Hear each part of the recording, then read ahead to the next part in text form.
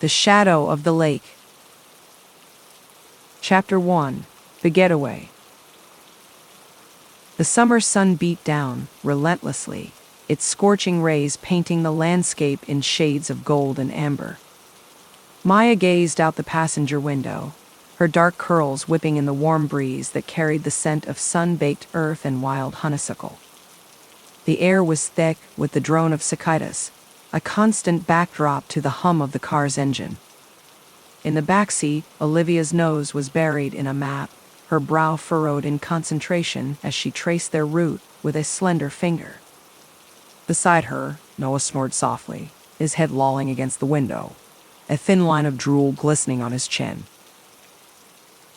Jake sat behind the wheel, his tanned arms draped lazily over the steering wheel as he drummed his fingers to the beat of the indie rock song blaring from the speakers. The music filled the car, a pulsing rhythm that seemed to match the wild, untamed energy of the countryside flying past them. "You sure you know where we're going?" Maya asked, her brow furrowed with concern. She shifted in her seat, the leather hot against her bare legs. The paved road had given way to gravel miles ago, and thick forest pressed in on either side, the trees looming like silent sentinels. Jake flashed her a confident grin, his blue eyes sparkling with mischief. "Relax, worrywart. Scouted the spot myself last month. It's perfect, no crowds, no cell service, just us and the great outdoors." "That's what I'm afraid of," Maya muttered, her fingers toying with the frayed edge of her denim shorts. Though she'd agreed to this weekend getaway, a knot of unease tightened in her stomach the further they ventured from civilization.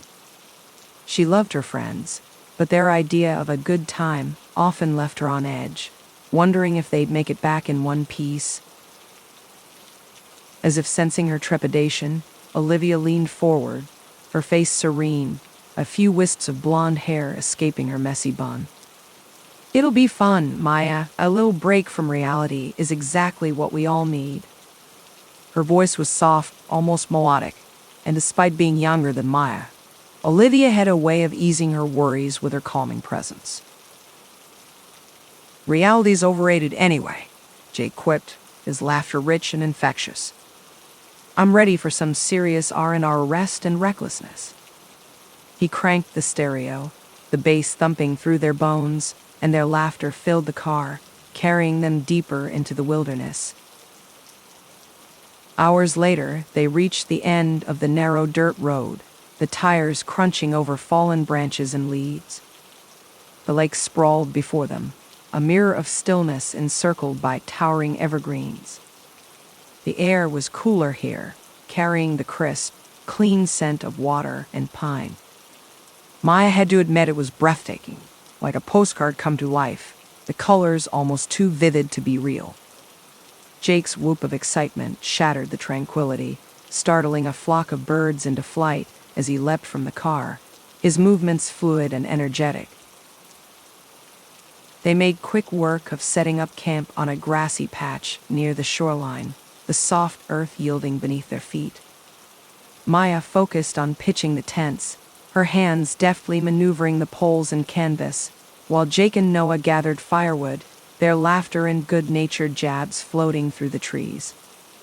Olivia wandered down to the water's edge, her bare toes leaving dimples in the sand.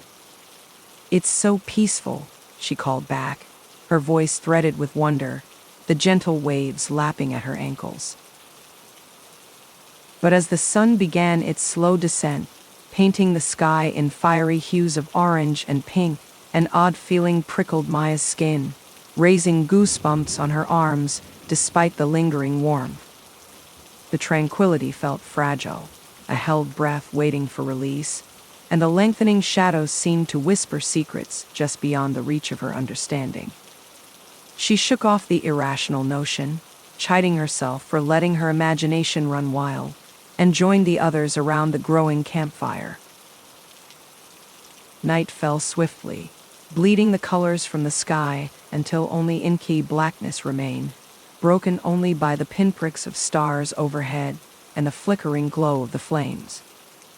The fire cast a warm glow across their faces, shadows dancing in the hollows of their cheeks and the depths of their eyes as they passed around bags of marshmallows and trail mix, the rustling of plastic and the snap of twigs punctuating their conversation. Noah, ever the entertainer, launched into a dramatic retelling of their last misadventure, his voice rising and falling with the cadence of a born storyteller, his hands painting pictures in the air complete with wild gestures that threatened to singe his eyebrows. Maya found herself relaxing, soothed by the crackle of the flames and the comforting rhythm of her friends' chatter, their voices rising and falling in a familiar harmony. The warmth of the fire seeped into her bones, chasing away the earlier chill, and a rich aroma of toasting marshmallows mingled with the earthy scent of wood smoke. Maybe Jake was right. This was exactly what they needed. A chance to disconnect from the bustle of daily life, with its endless demands and digital distractions, and reconnect with each other to rediscover the simple joys of friendship and nature. As the night grew long and the conversation turned to sleepy murmurs, Jake stretched, his joints popping, and headed for his tent, Olivia and Noah following suit after final goodnights, their voices soft and heavy with impending sleep. Maya lingered by the dying fire, savoring the stillness that settled over the campsite like a cozy blanket. The moonlight painted everything in shades of silver, softening edges and blurring boundaries between land, water, and sky, until the world felt dreamlike, a place where magic could still exist. She breathed deeply, the air crisp with pine and earth, the scent of untamed wilderness filling her lungs. But there, beneath the gentle lap of the water against the shore, another sound caught Maya's ear, a soft, mournful cry that made the hairs on her arms stand to sudden attention, prickling with unease. She peered into the darkness, squinting against the shadows, fighting the urge to call out, to demand answers from the night itself. But the sound faded as quickly as it had come, swallowed by the vastness of the lake and the forest, and silence crashed back down, heavy and absolute. Maya shivered, goosebumps racing across her skin, and she zipped her jacket against a sudden chill that had nothing to do with the cooling air. Just the wind, she told herself firmly, her own voice sounding small and unconvincing in her mind. An owl or some other nocturnal creature, its cry distorted by the distance and the play of water and air. Nothing to worry about, nothing to fear in this peaceful haven they'd found. But as she crawled into her sleeping bag, the soft rustling of nylon, the only sound in the still night, the echo of that cry lingered in her mind, a distant warning she couldn't quite grasp, a puzzle waiting to be solved. Maya closed her eyes and willed sleep to come, to carry her off to a place where the unknown held no sway, unaware that the shadow of the lake grew longer with each passing hour, hungering, waiting for its moment to strike. Chapter 2: Whispers in the Woods. As the first light of dawn crept over the horizon, the forest slowly awakened. Shafts of golden sunlight pierced through the canopy, painting the woodland floor in a dappled pattern. The air was filled with the gentle rustling of leaves and the melodic chorus of birdsong, each unique call blending into a symphony that welcomed the new day. Maya stirred from her slumber, the muted sounds of the forest drawing her from the depths of sleep. She emerged from her tent, blinking against the brightness that filtered through the trees. The cool, earthy scent of the woods filled her nostrils as she inhaled deeply, trying to shake off the lingering unease that had haunted her dreams. Nearby, Jake and Noah were already up, their laughter echoing through the campsite as they struggled comically to light the camp stove for their morning coffee. The scent of propane mingled with the aroma of damp earth and pine. "Mornin', sunshine," Jake called out, his voice far too chipper for Maya's liking. He flashed her a lopsided grin, his blue eyes twinkling with mirth. Ready for a day of adventuring? Maya mustered a smile, rubbing the sleep from her eyes. Let's start with coffee and go from there. Yeah, she replied, stifling a yawn. As if on cue, Olivia emerged from her tent, looking as fresh and put together as always, even in her flannel shirt and hiking boots. Her chestnut hair was pulled back in a neat ponytail, and her skin glowed with a healthy radiance that Maya envied. Olivia had a way of appearing effortlessly polished in any situation, a trait that never failed to impress. The four friends gathered around the camp stove, their hands cupped around steaming mugs of coffee as they discussed the day's plans. The rich aroma of the brew mingled with the scent of wood smoke from the previous night's campfire, creating a comforting blend that seemed to chase away the lingering shadows. I saw a trail marker last night, Jake said, pointing toward the dense tree line that bordered their campsite. Thought we could hike around the lake, see what we can see. Might be some cool wildlife out there. Maya opened her mouth to suggest a more relaxed itinerary, but Noah chimed in eagerly before she could speak. Sounds perfect. I've been practicing my nature photography. He patted his camera, which hung ever present around his neck. I'd love to capture some shots of the lake at different angles. With their plans set, the group quickly finished their breakfast, packing trail mix, granola bars, and water bottles into their day packs. They set off down the narrow path that wound through the forest, the soft crunch of leaves and twigs beneath their boots, the only sound apart from their occasional chatter. As they hiked deeper into the woods, Maya couldn't help but notice the way the trail hugged the lakeshore, offering tantalizing glimpses of the water through the trees. Tendrils of mist curled off the surface of the lake, only to be chased into wisps by the rising sun. The light danced across the ripples, casting shimmering reflections that transformed the ordinary into something enchanting. Maya tried to lose herself in the beauty of her surroundings, focusing on the way the sunlight dappled the forest floor and the soft rustling of the leaves overhead.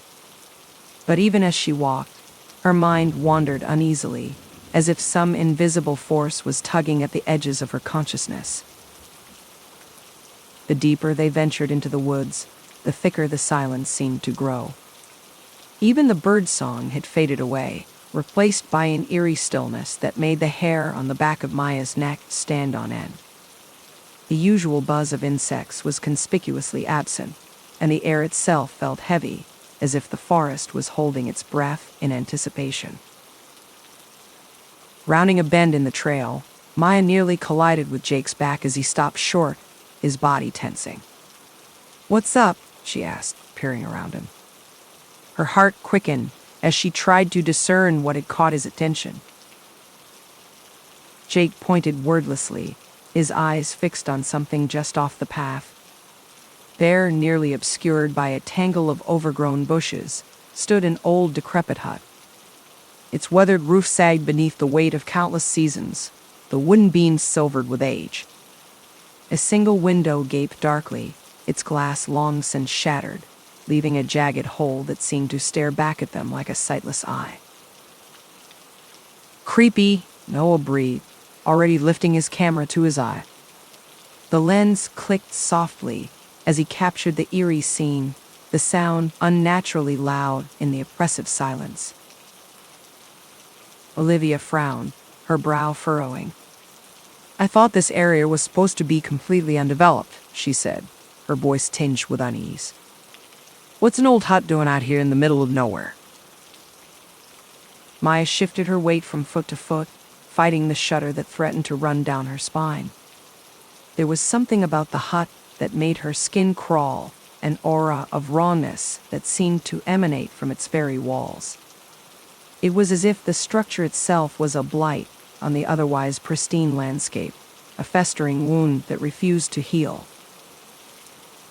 As if awakened by their presence, a sudden breeze rattled through the trees, carrying with it a threadbare whisper of sound. At first, Maya thought it was just the wind playing tricks on her ears. But as she listened more closely, the sound began to take shape. It was a human voice, as cracked and weathered as the hut itself. They spun around, their eyes searching the trees for the source of the voice. And there, standing in the center of the trail, as if he had materialized out of thin air, was an old man. He was bent with age, his skin as deeply lined and gnarled as the bark of the ancient oaks that surrounded them. Deep-set eyes bored into the group from beneath a tangle of bushy gray brows, glinting with a mixture of warning and sorrow. "You shouldn't be here," the old man rasped, his voice little more than a dry whisper. "The lake doesn't take kindly to strangers." Jake held up his hands in a placating gesture, his eyes wide. "Easy there," he said, forcing a smile. "We don't want any trouble. We're just out for a hike, enjoying the scenery." But the old man shook his head, his gaze never wavering from their faces. "You don't understand," he said, his voice taking on a haunting cadence.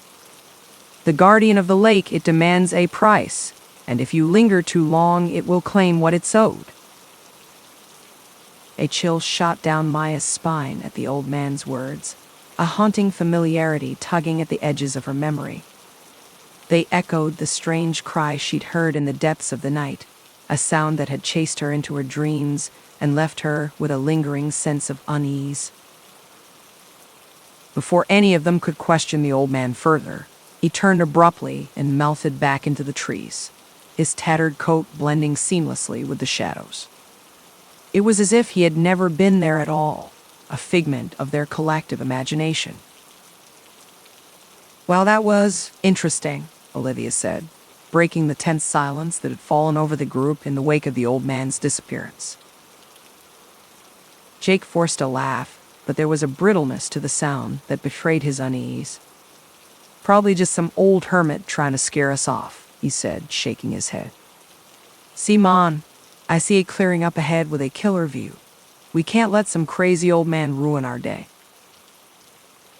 With that, he set off down the trail once more, his strides purposeful. Noah followed close on his heels, his camera already raised to his eye as he scanned the trees for any sign of wildlife. Maya and Olivia exchanged a long, meaningful look before falling into step behind the boys.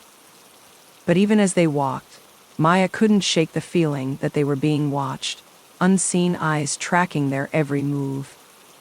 The old man's warning rang in her ears, a constant echo that refused to be silenced.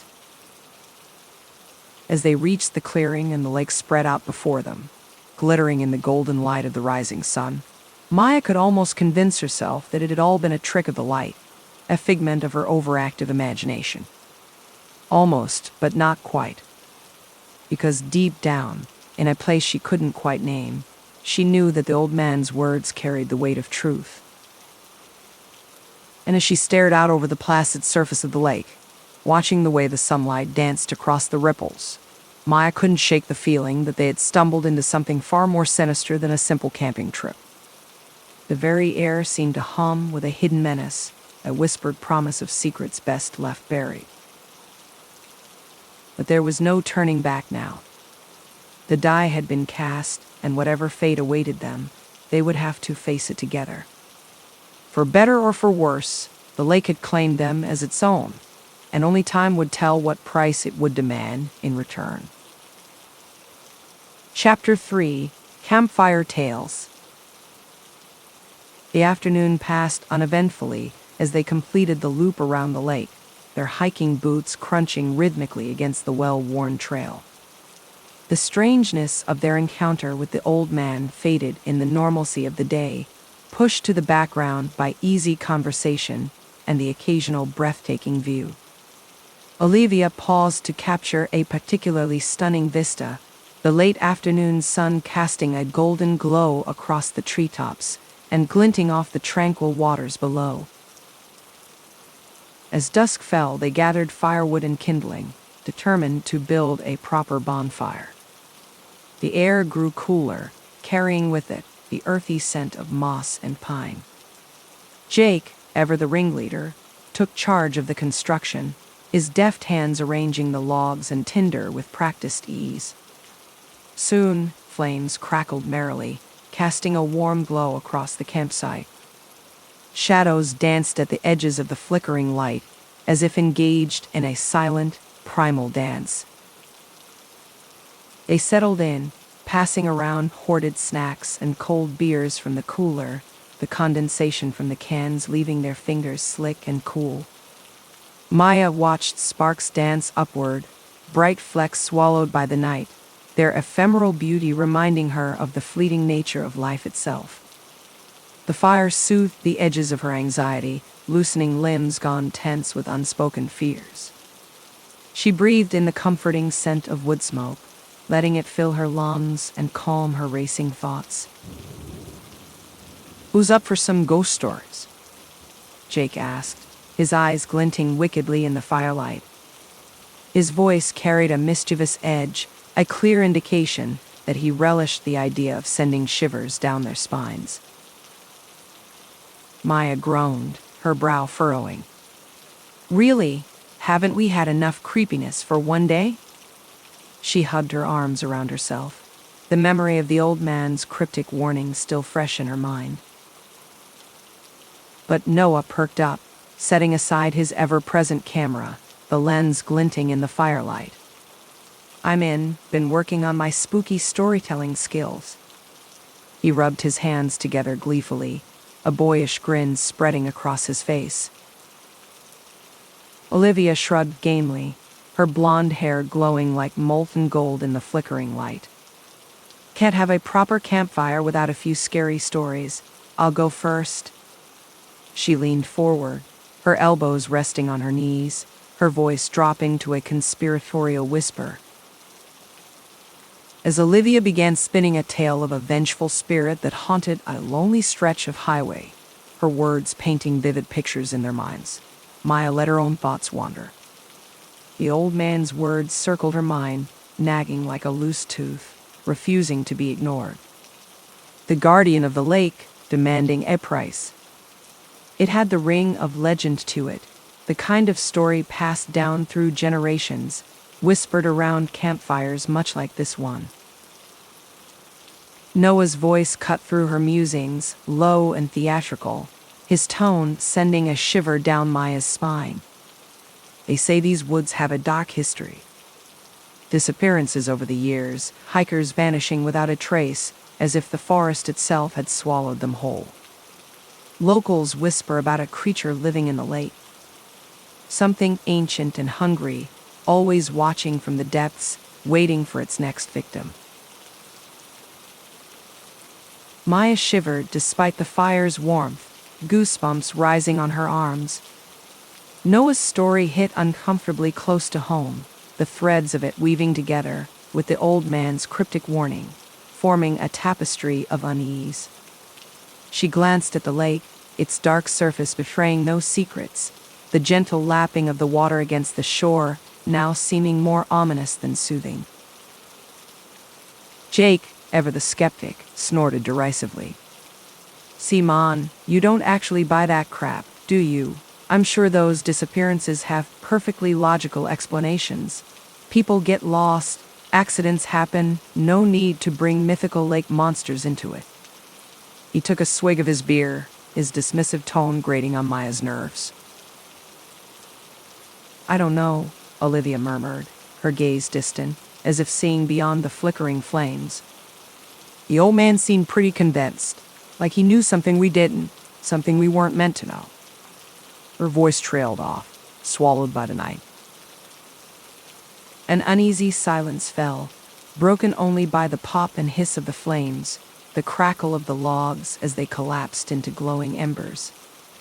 Maya hugged her knees to her chest, suddenly chilled despite the fire's proximity. She couldn't shake the feeling that they were intruding on something they didn't fully understand, something ancient and primal that demanded respect. Jake, as if sensing the shift in mood, the unease that hung heavy in the air, reached for his guitar. "All right, enough with the doom and gloom. How about some campfire sing-alongs? Lighten the mood a bit." His fingers deftly plucked the strings, coaxing forth a familiar melody, the notes drifting into the night air. As his fingers picked out a familiar tune and the others joined in, their voices rising in slightly off-key harmony, Maya tried to let herself relax. To get swept up in the moment, in the simple joy of being surrounded by her closest friends, their laughter and song a balm to her troubled soul. But at the edges of the firelight, the shadows seemed to deepen, taking on a life of their own. The night pressed close, alive with secrets, the rustling of unseen creatures in the underbrush sending a shiver down Maya's spine. And out on the lake, something stirred beneath the placid surface. A ripple that could have been the wind, or something far more sinister. Waiting. Watching. Hungry. Chapter 4. Midnight Swim. The full moon hung high overhead, a luminous pearl suspended in the star-flecked velvet of the night sky. Its pale light cast the world below in an ethereal glow, shades of silver and shadow intertwining in a ghostly dance. Maya lay awake in her tent, listening to the soft, rhythmic breathing of her friends in the neighboring shelters, their gentle snores carried on the whispering night breeze. Sleep eluded her, chased away by the haunting whispers that seemed to emanate from the depths of the surrounding forest. Restless and unable to quiet her racing thoughts, Maya slipped from the cocoon of her sleeping bag and ventured out into the cool, crisp air. The campfire had long since burned down to embers, their faint orange glow the only source of warmth in the otherwise chilly darkness. Maya picked her way down to the lakeshore, her bare feet sinking into the cold, damp sand with each step. The grains clung to her skin, a tangible reminder of the earthly realm in this otherworldly atmosphere. The lake stretched out before her, a mirror of perfect stillness that reflected the moon and stars above. Its glassy surface was broken only by the occasional ripple, as if some unseen force was gently caressing the water. Maya hugged herself tightly, shivering despite the relative warmth of the summer night. An inexplicable sense of unease crept over her, the feeling of unseen eyes watching her every move from the shadows that seemed to dance at the edge of her vision. A sudden splash shattered the tranquil silence, the sound as sharp and startling as a gunshot in the quiet of the night. Maya spun around, her heart leaping into her throat as she scanned the shoreline for any sign of movement. But the beach was empty, the tree line still and undisturbed.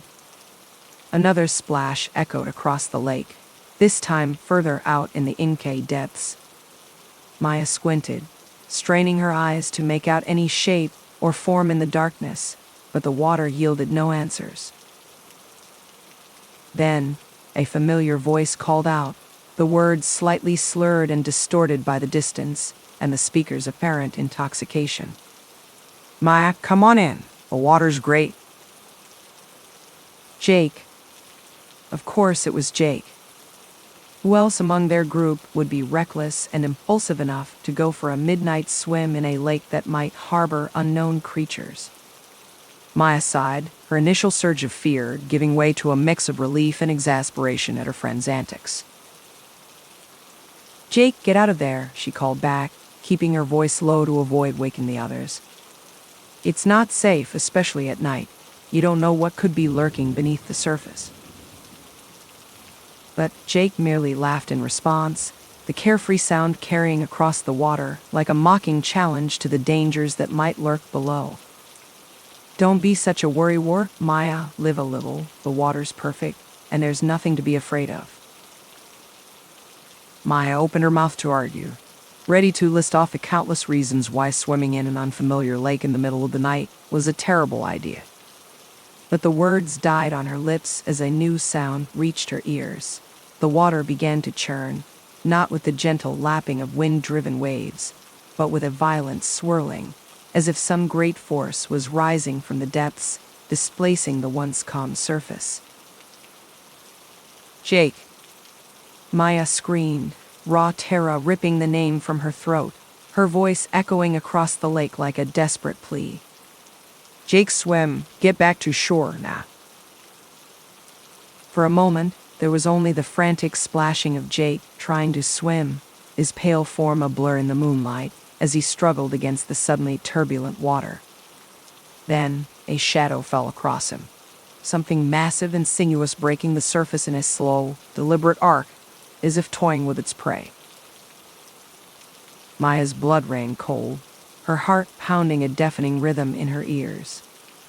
She stood frozen in place, helpless and horrified as the shadow descended upon her friend. The water churned and foamed, the sound of the struggle carrying across the lake like a macabre symphony. Then came a single, choked-off cry, abruptly silenced by a final, desperate splash. And then, nothing. Silence reigned once more, broken only by the gentle whisper of the breeze through the trees. "Jake?" Maya whispered, her voice cracking under the weight of her fear and despair. "Jake, please." But the lake had stilled, its surface once again a mirror of tranquility, the moonlight painting it a deceptive, almost mocking silver. It was as if nothing had ever disturbed its pristine waters, as if the horror Maya had just witnessed had been nothing more than a figment of her imagination. Yet Maya knew better. The icy tendrils of panic began to wrap around her heart as the reality of the situation crashed over her like a tidal wave, stealing the breath from her lungs. She had to wake the others, had to tell them what had happened, had to do something, anything to try and save Jake.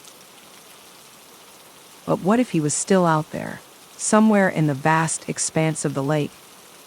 What if he'd managed to escape the clutches of that terrible shadow, to swim to another part of the shore, injured but alive? They had to search for him, to scour the woods and the water's edge, to leave no stone unturned in their desperate quest to find their friend. Maya forced her trembling legs to move, stumbling back toward the tents as if in a daze. She would wake Olivia and Noah, and together they would organize a search party. They would find Jake, no matter the cost. He had to be okay. He just had to be. But even as she clung to that fragile hope, an icy certainty coiled in the pit of Maya's stomach, a sinking realization that she could not escape. She had seen something in that shadow, something ancient and unfathomably cruel, a primordial entity that had made the lake its domain for untold centuries. The guardian of the lake, just as the old man had warned them, his words now echoing in her mind with chilling clarity. And now, it had taken Jake, dragging him down into the cold, dark depths, never to be seen again. As Maya reached the tents, her heart heavy with the knowledge of what she must do, a single tear slipped down her cheek, glistening in the moonlight like a drop of liquid silver. The search for Jake would begin, but deep down, she already knew the terrible truth. The lake had claimed its victim, and it would never let him go. Chapter 5: Accusations. Maya burst into the campsite, her chest heaving with exertion and terror. The pre-dawn air was crisp and cool against her skin, a stark contrast to the adrenaline-fueled heat coursing through her veins. "Wake up!" she screamed, her voice raw and desperate, tearing through the tranquil stillness. "Guys, wake up!" Olivia was the first to emerge from her tent, blinking confusedly in the pale gray light filtering through the trees. She rubbed her bleary eyes, her auburn hair tousled from sleep. "Maya, what's going on? What's wrong?" Her words were thick with concern, her brow furrowed as she took in Maya's disheveled appearance. Noah stumbled out a moment later, his tall frame hunched as he ducked through the tent flap. His dark hair stuck up at wild angles, a testament to his abrupt awakening. "What's with all the yelling?" he grumbled, his voice gravelly with sleep. Maya fought to catch her breath, her words tumbling out in a frantic rush. "It's Jake. He went for a swim and something got him. We have to help him. We have to find him." Her hand shook as she gestured wildly toward the lake, its placid surface barely visible through the dense foliage. Olivia's emerald eyes widened, her sun-kissed face draining of color. "What do you mean, something got him?" She stepped closer to Maya, her hands reaching out instinctively to offer comfort. Maya shook her head, hot tears blurring her vision. "I don't know, it was dark, but there was this shadow, and the water was churning, and then he just disappeared." Her voice broke on the last word, a sob threatening to tear free from her throat. Noah looked out toward the lake, his chiseled features etched with worry. "Maybe he's just playing a joke on us. You know how Jake is, always trying to scare us." He tried to force a smile, but it fell flat, his dark eyes betraying his growing fear. But even as he said it, Maya could see the doubt in his eyes. The fear. They all knew Jake's mischievous sense of humor, his penchant for practical jokes. But this was beyond even his twisted idea of a prank. "We have to search for him," Maya insisted, already moving toward the shore. The damp grass squelched beneath her bare feet, the morning dew soaking through her thin pajama bottoms. He could be hurt or worse. Her heart clenched at the thought, a wave of nausea rolling through her stomach. Olivia grabbed her arm, her fingers warm and steady against Maya's clammy skin. "Maya, wait. We can't just go charging off into the woods in the middle of the night. We need a plan." Her voice was strained, but firm, a beacon of reason amidst the chaos. Maya yanked free of her grip, whirling to face her. "A plan? Jake is out there somewhere, and you want to waste time making a plan?" Her eyes flashed with a mixture of anger and desperation, her chest heaving with each ragged breath. "I want to find him too," Olivia said, her voice softening. She reached out once more, her hand coming to rest on Maya's shoulder. "But we won't do him any good if we get lost or hurt ourselves. We need to be smart about this." Noah nodded, his strong jaw clenched tight. "Olivia's right. Let's wait until sunrise. Then we can split up and search the shoreline if we don't find him." He swallowed hard, his Adam's apple bobbing in his throat. "Then we'll call for help." Maya wanted to scream, to rage against their calm logic. Every second they delayed was a second Jake could be suffering, alone and afraid in the darkness. But deep down, she knew they were right. Blindly stumbling through the woods would only put them all at risk. "Fine," she bit out, her hands clenching into fists at her sides. The nails dug into her palms, grounding her, focusing her. "But as soon as it's light enough to see, we're going." The others nodded solemnly, the gravity of the situation settling over them like a suffocating blanket. They moved mechanically, gathering flashlights and supplies, trying to occupy their hands and minds as they waited for the sun to rise. Maya paced the perimeter of the campsite, her bare feet patting against the cool, damp earth. The scent of pine needles and wood smoke filled her nostrils, a bitter reminder of the carefree summer days that had now turned to ash. Her eyes were constantly drawn to the lake, its still waters beckoning, taunting. It lay silent and motionless, a black mirror reflecting the gradually lightening sky. But beneath that placid surface, she knew, lurked a horror beyond imagining. As the first rays of dawn began to paint the horizon in shades of orange and gold, they set out, fanning out along the shoreline. The sand was cool and gritty between Maya's toes, the gentle lapping of the water an eerie soundtrack to their desperate search. Her heart pounded in her chest, a heavy drumbeat of dread and hope warring in her gut. "Jake!" she called, cupping her hands around her mouth. Her voice echoed across the water, bouncing off the towering pines that lined the shore. "Jake, where are you?" But only silence answered her, broken by the occasional trill of a waking bird or the rustle of small animals in the underbrush. Maya forced herself to breathe, to focus on the task at hand. She scanned the ground, her keen eyes searching for any sign, any clue that might lead her to Jake. And then she saw it. A scrap of fabric, snagged on a low-hanging branch at the water's edge. The bright blue material stood out starkly against the muted greens and browns of the foliage. Maya's heart leapt into her throat as she recognized it as a piece of Jake's favorite swimming trunks. "Over here," she yelled, her voice cracking with a mixture of excitement and fear. She waved the others over, the fabric fluttering in her trembling hand. "I found something." Olivia and Noah came running, their feet pounding against the packed sand. They skidded to a stop beside Maya, their faces tight with tension. They huddled around the scrap of fabric, examining it with a desperate intensity.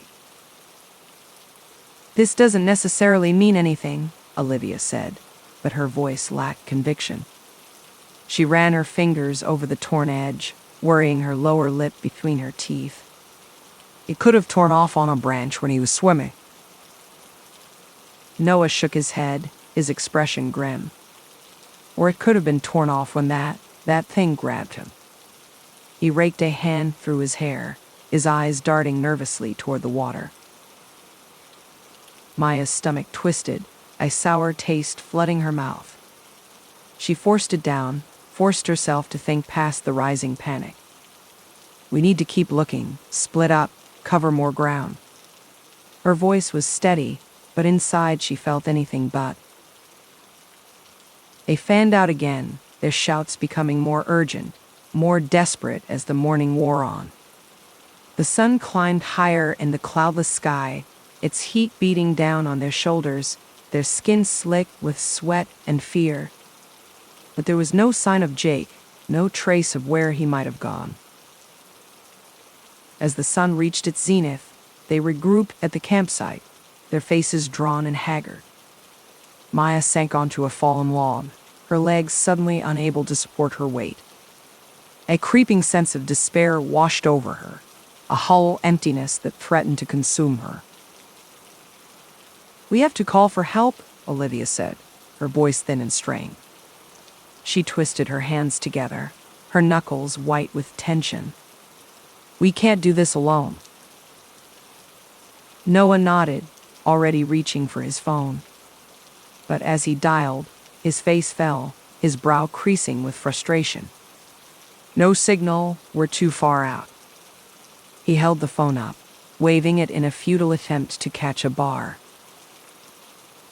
Maya felt a hysterical laugh bubbling up in her throat, the sound tinged with madness. Of course there was no signal. No way to call for aid, no way to escape this waking nightmare. They were truly alone, trapped in this idyllic turned hellish place with a monster lurking in the depths. And Jake, poor sweet Jake, was lost to them, perhaps forever. Hot tears burned at the back of Maya's eyes, but she blinked them away. She couldn't afford to break down, not now. Not when Jake needed her. She had to stay strong, had to keep searching. For Jake. For all of them. Maya pushed herself to her feet, ignoring the tremble in her legs. "We can't give up," she said, her voice rough with unshed tears. She met Olivia's and Noah's gazes, seeing her own fear and determination reflected back at her. "Jake wouldn't give up on us. We have to keep looking." Olivia and Noah exchanged a long-waited look. Maya could see the wheels turning in their minds, the dawning realization of the true horror of their situation. But beneath that fear, she saw something else.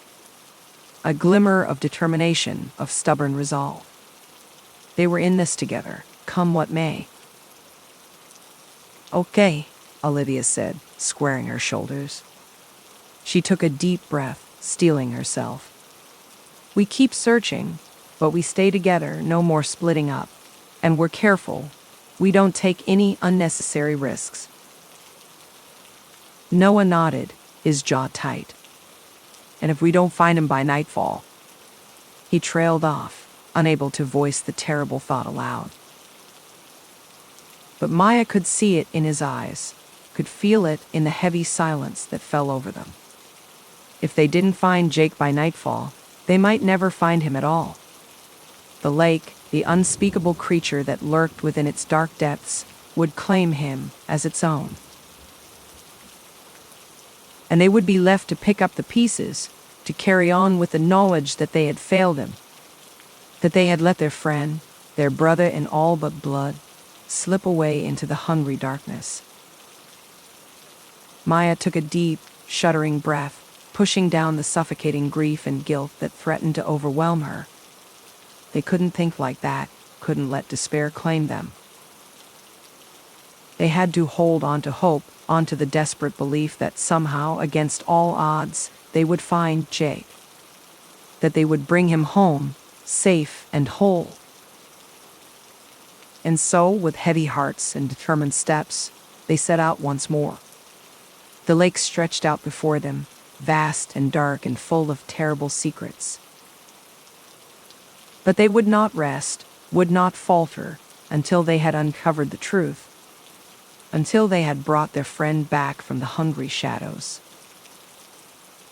No matter the cost. Chapter 6, The Elder's Tale.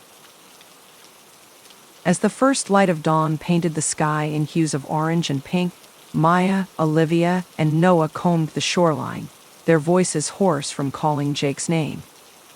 The gentle lapping of the water against the rocky shore, and the rustling of leaves in the early morning breeze, were the only sounds that answered their desperate pleas. They'd split up to cover more ground, agreeing to meet back at the campsite in an hour, each carrying a heavy heart and a glimmer of hope. Maya pushed through the underbrush, the damp leaves brushing against her skin and leaving behind a trail of cold droplets. Her eyes frantically scanned the water's edge for any sign of Jake, a footprint, a scrap of clothing, anything that would prove he was still out there, somewhere. Her mind raced, conjuring up increasingly horrific scenarios that made her stomach churn and her heart pound against her ribcage. She couldn't shake the image of that shadow, the way it had seemed to reach up from the depths to claim its prey, its incayed tendrils wrapping around Jake and dragging him down into the abyss. She was so focused on her search, her breath coming in short, ragged gasps, that she almost missed it. A strange marking gouged into the trunk of a massive oak tree, just above eye level, its bark rough and weathered beneath her fingertips. Maya stepped closer, her breath catching in her throat as she traced the symbol with a shaking finger. It was a symbol of some kind, etched deep into the bark, its lines precise and deliberate. 3 curved lines intersecting to form a triangular shape, with a series of smaller markings running along each edge, their meaning lost to time. Maya traced it with a shaking finger, a chill running down her spine like icy water trickling down her back. The symbol looked old, worn smooth by time and the elements, but there was something about it, a sense of ancient power that made Maya's skin prickle with unease. It was as if the very air around the tree was charged with a strange energy, a pulsing, throbbing force that seemed to emanate from the symbol itself. She had the sudden, impossible thought that it was watching her, the way the hair on the back of her neck would stand up when she felt unseen eyes upon her, a prickling sensation that made her want to run and hide. Maya! Olivia's shout shattered the eerie silence, startling Maya from her reverie. She spun around, her heart racing, to see Olivia and Noah hurrying toward her, their faces drawn and exhausted, twigs and leaves tangled in their hair. Did you find anything? Maya asked, her voice hoarse and raspy, though the answer was written in their slumped shoulders and hollow eyes. Noah shook his head, his voice cracking as he spoke. Nothing. It's like he just vanished into thin air. Olivia wrapped her arms around herself, shivering despite the rising heat of the day, her skin clammy with sweat and fear. What are we going to do? We can't just leave him out here, alone and afraid. Maya's mind raced, desperation clawing at her throat like a wild animal trying to break free. They needed help, needed someone who knew these woods and their secrets, someone who could guide them through this nightmare. Someone who might know what had happened to Jake, who could bring him back to them. The answer hit her like a bolt of lightning, a sudden, blinding realization that made her breath catch in her throat. The old man, she said, the words tumbling out in a rush, tripping over themselves in their haste to be heard. The one we saw on the trail yesterday, remember? He tried to warn us about the lake and its guardian. Noah frowned, his brow furrowing as he tried to recall the encounter. You think he knows something, Maya? He's just some crazy hermit living in the woods. Probably hasn't seen another human being in years. But Olivia's eyes lit with a flicker of hope, a tiny spark in the darkness. It's worth a shot, she said, her voice trembling but determined. At this point, what do we have to lose? They set off toward the village, a grim determination settling over them like a heavy cloak, weighing down their steps and their hearts. Maya's heart hammered in her chest, a dizzying mix of fear and desperation that made her head spin and her stomach churn. The old man was their last hope, a tenuous lifeline in a sea of darkness, a fragile thread that could snap at any moment.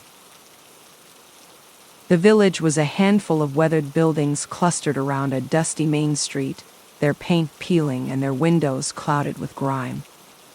The air was heavy with the scent of dust and decay, a musty, oppressive smell that seemed to seep into their pores and cling to their skin.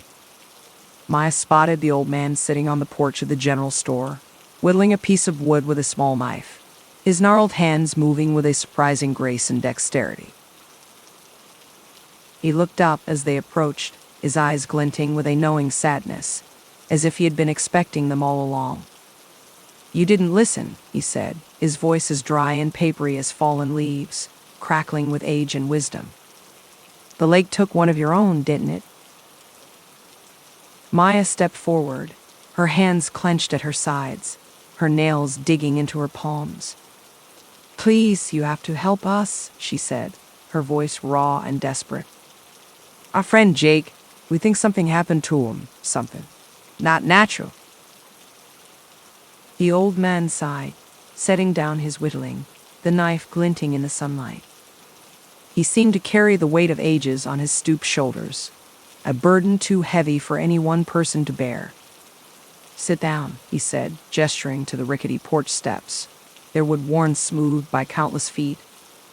It's time you heard the truth about this place. They gathered around him, perched on the edge of the steps, their eyes wide and their hearts pounding, hanging on his every word as he began to speak in a low, gravelly tone, his voice barely above a whisper. The legend goes back generations, he said, his eyes distant, as if seeing into the past. They say there's a creature living in the lake, a guardian of sorts. It's ancient, older than the trees themselves, older than the very earth we walk upon. And it demands a price for those who trespass on its territory, who dare to disturb its slumber. Maya's blood ran cold, a shiver running down her spine like a trail of ice.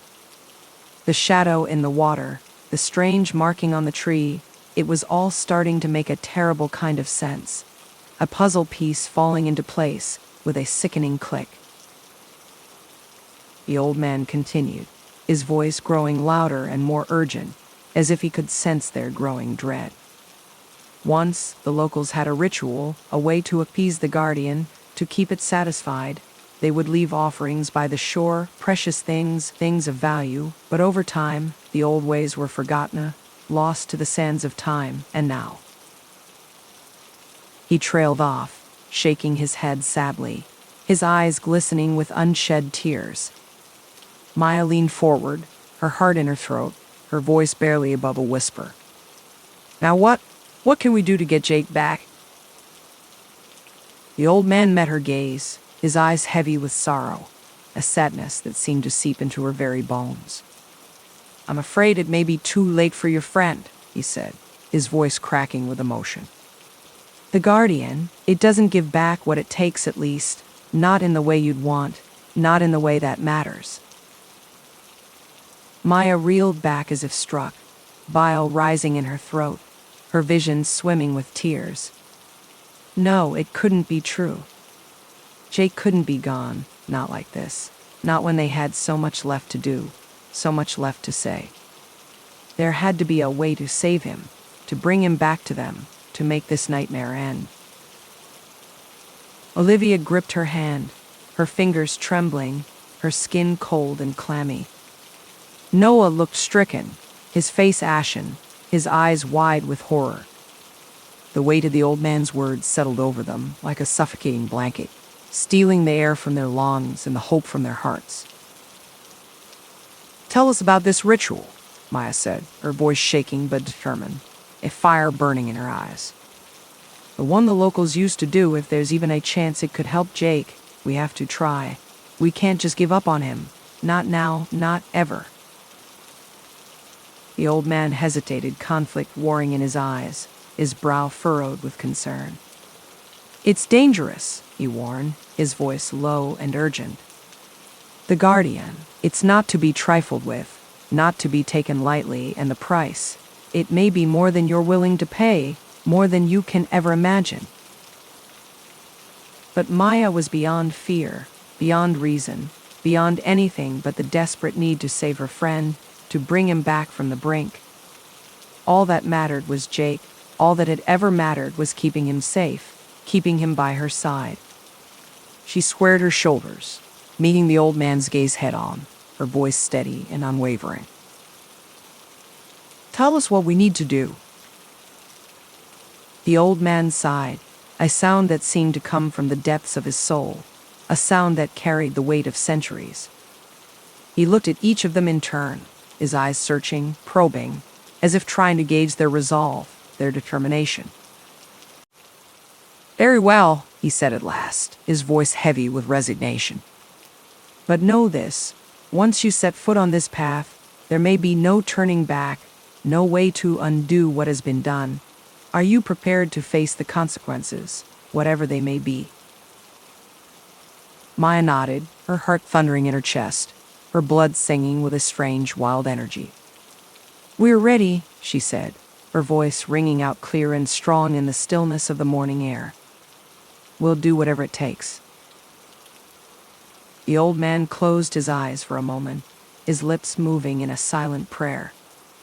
Then he began to speak, his voice low and melodic, the words flowing from his lips like water from a stream. First, you must gather the offerings, the things that the Guardian desires most. A lock of hair from each of you, a drop of blood, a piece of your essence.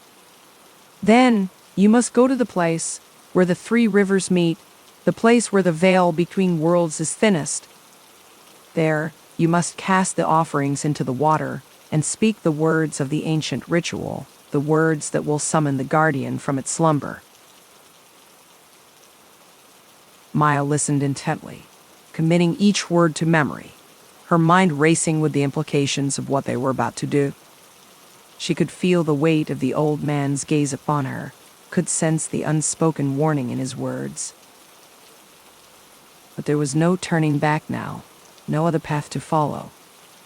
They had to save Jake, had to bring him back from the darkness that had claimed him. No matter the cost, no matter the sacrifice. Thank you, she said, her voice thick with emotion, her eyes brimming with tears. Thank you for your help, for your guidance. We won't forget this. We won't forget what you've done for us. The old man smiled sadly, his eyes distant and unfocused, as if seeing something beyond the veil of this world. "Go now," he said, his voice a whisper on the wind. "Go, and may the gods be with you. May they watch over you and guide you on your path." They rose to their feet, their hearts heavy, but their resolve unshakable. Maya took one last look at the old man, at the weathered lines of his face and the wisdom in his eyes, and felt a rush of gratitude and awe. Then they turned and walked away, towards the place where the three rivers met, towards the destiny that awaited them, towards the unknown and the unknowable. And as they walked, Maya could feel the weight of the old man's words upon her, could feel the truth of what he had said, the truth that she had always known but never dared to face. The guardian was waiting for them, waiting to claim its price, waiting to take what was rightfully its own. And they would have to be ready, ready to face whatever lay ahead, ready to do whatever it took to save the one they loved. For in the end, that was all that mattered, all that had ever mattered. Love and the lengths they would go to protect it, to keep it safe and whole and unbroken. No matter the cost, no matter the sacrifice. Chapter 7. Sounds in the Dark. The old man's words echoed in Maya's mind as they made their way back to the campsite, the weight of his revelation sitting heavily on their shoulders. The creature in the lake, the ancient guardian that demanded sacrifice, it was like something out of a nightmare. But it was real. And it had Jake. As the sun began to set, painting the sky in shades of fire, they gathered around the remnants of last night's bonfire. The crackling flames cast dancing shadows across their faces, highlighting the worry etched into their features. Maya could feel the tension crackling between them, the unspoken fears and doubts hanging in the air like a thick fog. "We have to do the ritual," she said, breaking the silence. Her voice was barely above a whisper, but it seemed to echo in the stillness of the evening. "It's the only way to get Jake back." Olivia shifted uneasily, her face drawn and pale. She hugged her arms around herself, as if trying to ward off a chill that had nothing to do with the cooling air. "Maya, you heard what the old man said. It's dangerous. We don't even know if it will work." "But we have to try," Maya insisted, desperation edging her voice. She looked around at her friends, her eyes pleading. "We can't just leave him out there at the mercy of that thing." Noah ran a hand through his hair, his eyes haunted. He stared into the flickering flames, as if searching for answers in their hypnotic dance. "I don't like it either, but Maya's right. Jake would do the same for us. We owe it to him to at least try." Olivia sighed, her shoulders slumping in defeat. She looked from Maya to Noah, the firelight casting shadows across her face. Okay, let's do it, but we have to be careful. We can't afford to lose anyone else." They set to work gathering the necessary supplies, following the old man's instructions to the letter. Maya's hands shook as she mixed the herbs and salt, the pungent scent of the sage and rosemary tickling her nose. Her heart pounded a frantic rhythm in her chest, each beat seeming to count down the seconds until they had to face the horror that awaited them. As night fell, they made their way down to the lakeshore, the moon a pale sliver overhead. The night air was cool and damp, the scent of moss and decay hanging heavy in the air. Maya clutched the offering bowl to her chest, the acrid scent of the burning sage making her eyes water. They stood at the water's edge, the inky depths stretching out before them like a yawning abyss.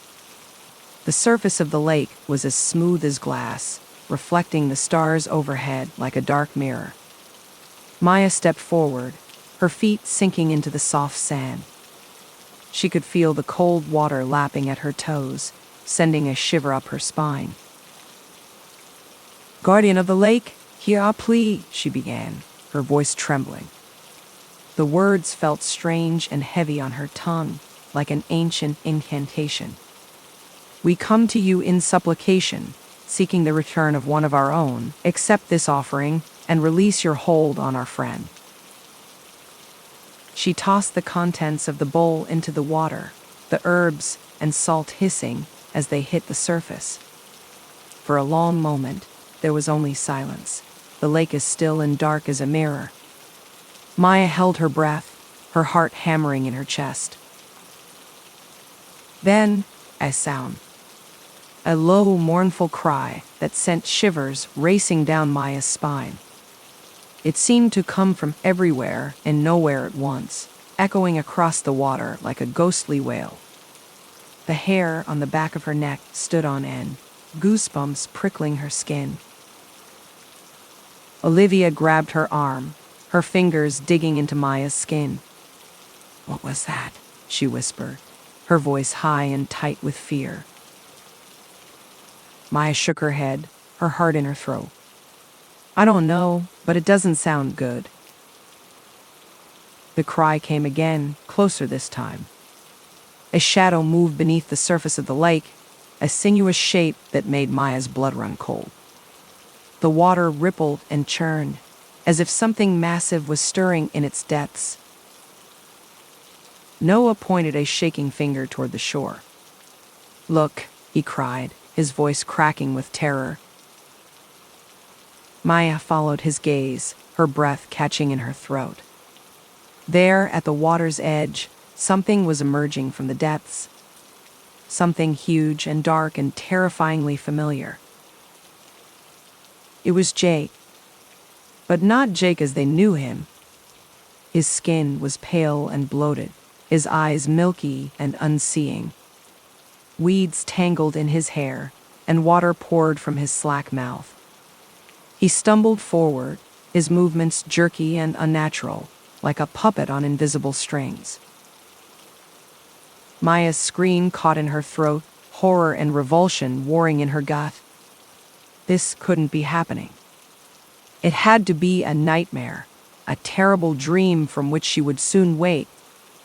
But the thing that had once been Jake kept coming, its steps slow and shambling, and behind it, the shadow in the lake grew larger, more distinct. A massive serpentine form with eyes that glowed a sickly green in the darkness. Olivia tugged at Maya's arm, her voice high and panicked. "We have to go. We have to get out of here now." But Maya couldn't move, couldn't tear her eyes away from the horror before her. Jake, or what was left of him, was almost upon them now, his waterlogged hands reaching out in a grotesque parody of welcome. The stench of decay and stagnant water filled her nostrils, making her gag. And then, chaos. Noah grabbed a branch from the ground, swinging it wildly at the creature. The wood connected with a sickening thud, but the thing barely flinched. Olivia screamed, her voice raw with terror. The thing that had been Jake lunged forward, its fingers brushing Maya's cheek in a cold, clammy caress. Maya recoiled, bile rising in her throat. This wasn't Jake, not anymore. Whatever the lake had done to him, it had twisted him into something monstrous, something unrecognizable. She could see the hint of bone beneath the rotting flesh, the glint of teeth in the gaping maw that had once been his mouth. She turned to run, her feet slipping in the sand. Behind her, she could hear the creature's heavy footsteps, the splash of water as the guardian of the lake gave chase. The ground shook with each massive stride, the air vibrating with its unholy roar. They crashed through the underbrush, branches tearing at their clothes and skin. Maya's lungs burned, her heart slamming against her ribs. She could taste blood in her mouth, feel the sting of cuts on her face and arms. But she didn't dare slow down, didn't dare look back. She didn't know where they were going, only that they had to get away, had to put as much distance as possible between themselves and the horrors at the lake. Finally, gasping for breath, they stumbled into a small clearing. Maya collapsed to her knees, her whole body shaking with exhaustion and fear. The ground was cool and damp beneath her, the scent of earth and leaves filling her lungs. Olivia sank down beside her, her face streaked with tears. She buried her face in her hands, her shoulders heaving with silent sobs. Noah paced back and forth, his hands clenching and unclenching at his sides. His face was pale, his eyes wide and wild. What the hell was that? What did that thing do to Jake? Maya shook her head, her throat tight with unshed tears. I don't know, but it wasn't him. Not anymore. The lake. It changed him, turned him into something else. Olivia shuddered, wrapping her arms around herself. Her voice was small and broken, barely audible over the pounding of Maya's heart. We never should have come here. We should have listened to the old man's warning. Maya closed her eyes, grief and guilt warring in her chest. Olivia was right. They had been foolish, reckless. So convinced of their own invincibility, their own power. And now Jake had paid the price for their arrogance. We have to go back.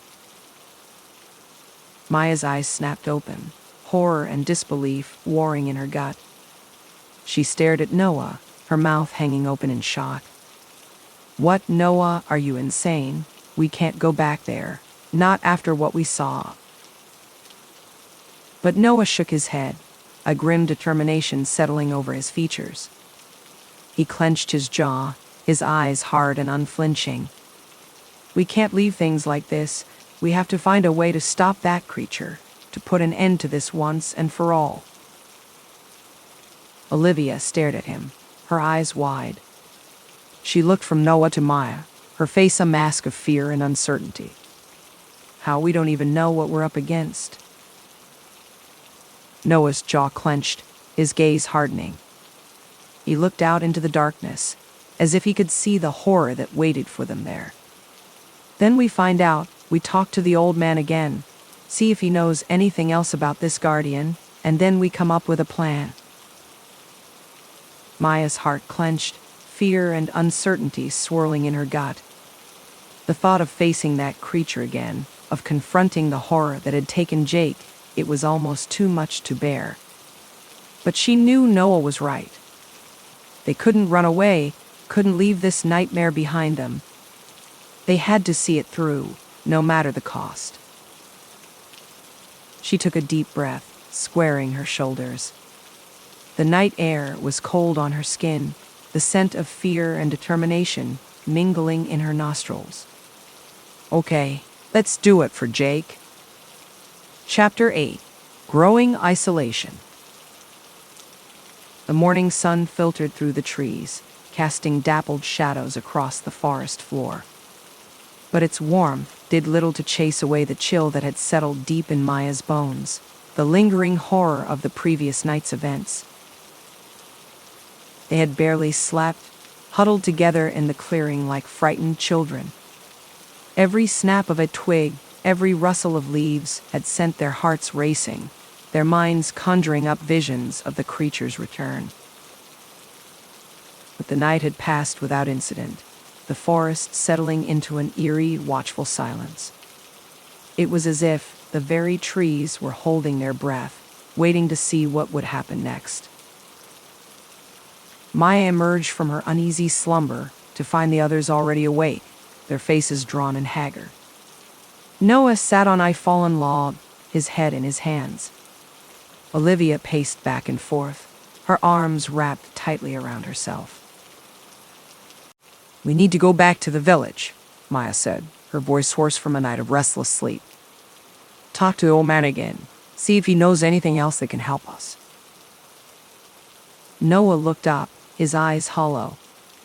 Do you really think he'll tell us anything? He already warned us once, and we didn't listen? Maya set her jaw, a flicker of determination sparking in her chest. We have to try, for Jake's sake. The trek back to the village felt longer than before, the weight of their grief and fear slowing their steps. Maya's mind raced, replaying the events of the previous night over and over again. The ritual, the creature's emergence, Jake's transformation. She shuddered, bile rising in her throat. The image of Jake's bloated, waterlogged form was seared into her memory, a nightmare made flesh. She didn't know if she would ever be able to forget it, to unsee the horror that had been done to her friend. The village was just as they had left it, the dusty streets empty and still. But as they approached the general store, Maya felt a prickle of unease crawl up her spine. Something was different. Something had changed. The old man was nowhere to be seen, the porch where he had sat the day before now vacant. Maya exchanged a worried glance with the others, a sinking feeling settling in her gut. They pushed open the door to the store, the bell above it jangling discordantly. The interior was dim and musty, the shelves lined with canned goods and dusty knickknacks. But the old man was not behind the counter, nor in any of the aisles. "Maybe he's in the back," Olivia suggested, her voice tight with tension. They made their way through the store, the floorboards creaking beneath their feet. But the back room was empty, save for a few boxes of supplies and a rickety old chair. Maya's heart sank, despair clawing at her throat. The old man had been their last hope, their only chance at understanding what they were up against. And now he was gone, vanished without a trace. "What do we do now?" Noah asked, his voice small and lost. Maya shook her head, frustration and helplessness warring in her chest. "I don't know, but we can't give up. We have to keep searching, keep looking for answers." They spent the rest of the day combing the village, knocking on doors and peering into windows. But the few people they encountered were tight-lipped and wary, their eyes darting nervously towards the forest that loomed at the edge of town. It was as if a pall had fallen over the place, a sense of dread and fear that permeated every corner. Maya could feel it pressing down on her, a physical weight that made it hard to breathe. As the sun began to set, they made their way back to the campsite, their steps heavy with defeat. The lake stretched out before them, its surface still and dark. But Maya could feel its presence, the malevolent watchfulness that seemed to emanate from its depths. They built a fire, more for comfort than warmth. The flames cast flickering shadows across their faces, illuminating the hollows beneath their eyes and the lines of strain around their mouths. Noah sat hunched by the fire, his gaze distant. He had been quiet all day, lost in his own thoughts. Maya watched him with growing concern, the weight of their shared trauma etching itself into his features. Olivia, too, seemed to be unraveling, her usual practicality giving way to a quiet desperation. She paced the perimeter of the campsite, her eyes darting towards the tree line, as if expecting the creature to emerge at any moment. Maya closed her eyes, exhaustion and despair washing over her in waves.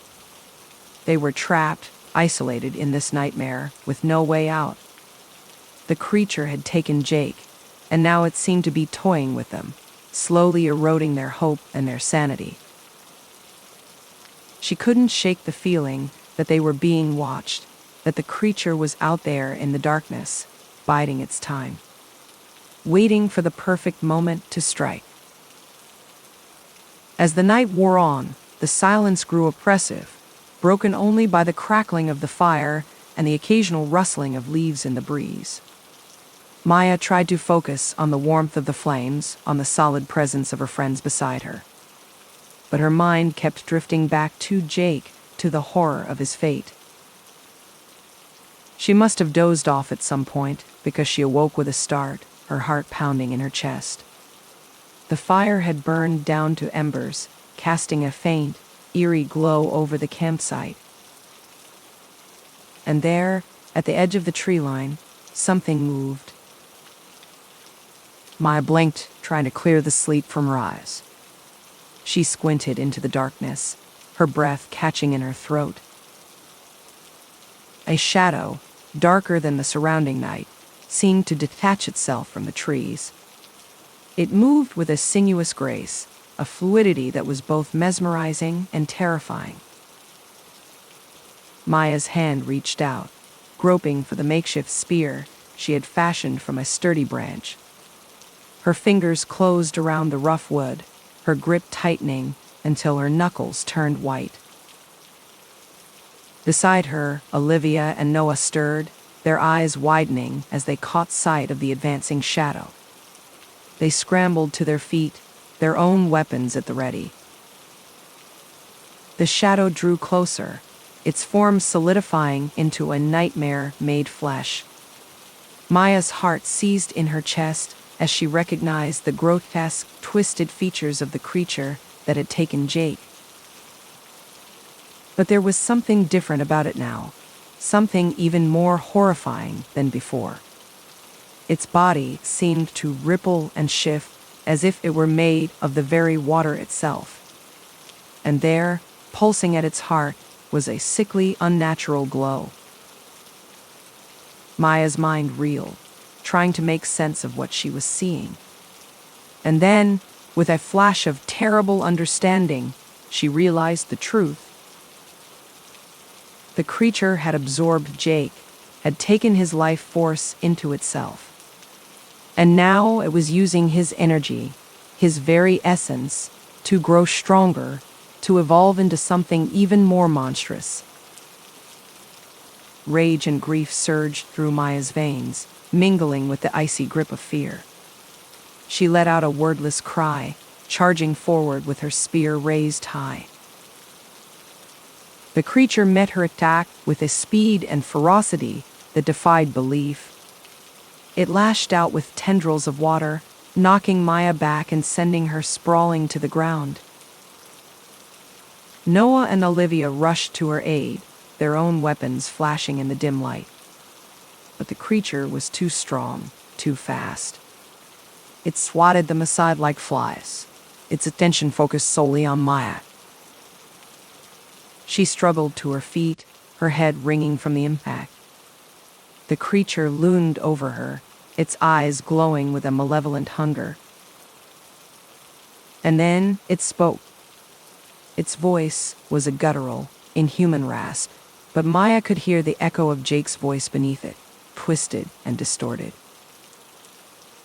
"You cannot win," it hissed, its lips curling in a grotesque parody of a smile.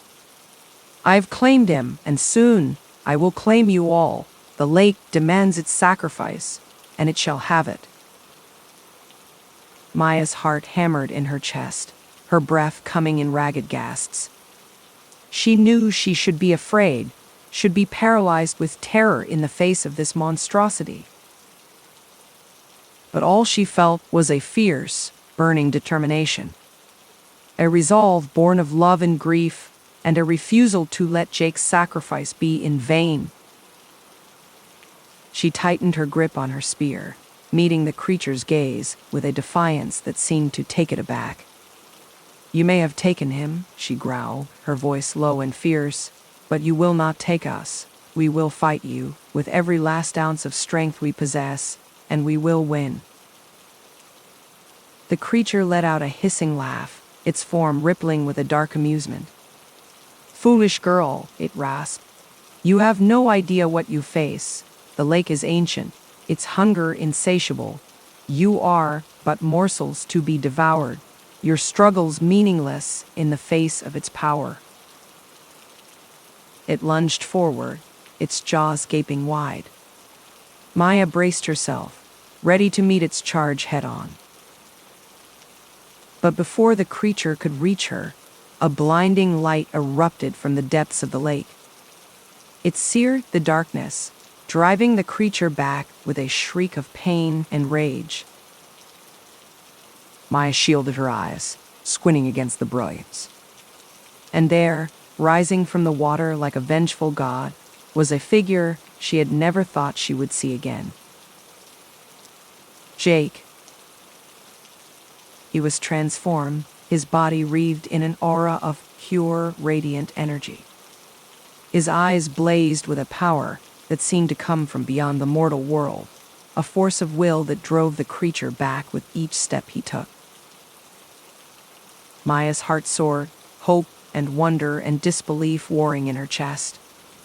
She didn't understand how this was possible, how Jake could have broken free from the creature's grip. But in that moment, she didn't care. All that mattered was that he was here, that he was fighting for them, for all of them. The creature let out a roar of fury, lashing out with tendrils of dark water.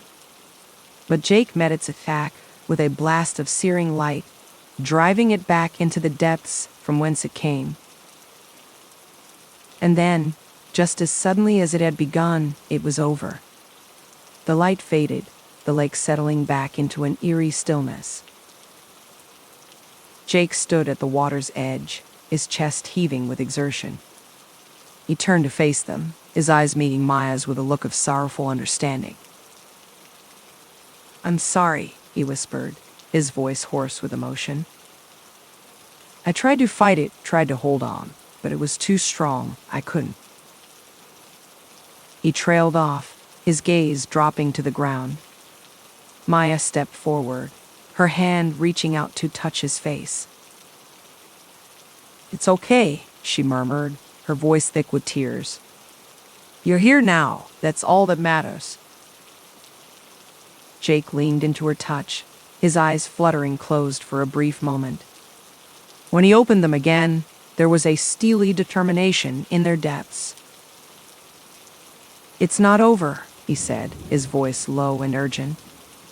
"The creature is weakened, but it will return. We have to find a way to stop it, once and for all." Maya nodded, her own resolve hardening. She looked to Olivia and Noah, saw the same determination mirrored in their faces. They had been through hell, had faced horrors beyond imagining. But they were still standing, still fighting. And together, they would find a way to end this nightmare. To banish the creature back to the dark depths from whence it came. No matter the cost. Chapter 9. False Hope. The night passed in fitful bursts of sleep, punctuated by the eerie sounds of the forest. The hooting of an owl echoed through the trees, mingling with the rustling of unseen creatures in the undergrowth. Maya woke with the dawn, her body aching and her mind foggy. She blinked against the pale light filtering through the tense nylon walls, her eyes gritty with exhaustion. For a moment, she almost believed it had all been a terrible dream, that Jake would come sauntering out of his tent, cracking jokes and grinning his easy grin. She could almost hear his voice, teasing her about sleeping in. But as she emerged from the tent, the somber faces of Olivia and Noah, the oppressive stillness of the woods, shattered that fragile illusion. This was their reality now, a waking nightmare from which there seemed to be no escape. They went through the motions of breakfast, forcing down cold granola bars that tasted like sawdust and sips of tepid water from their canteens.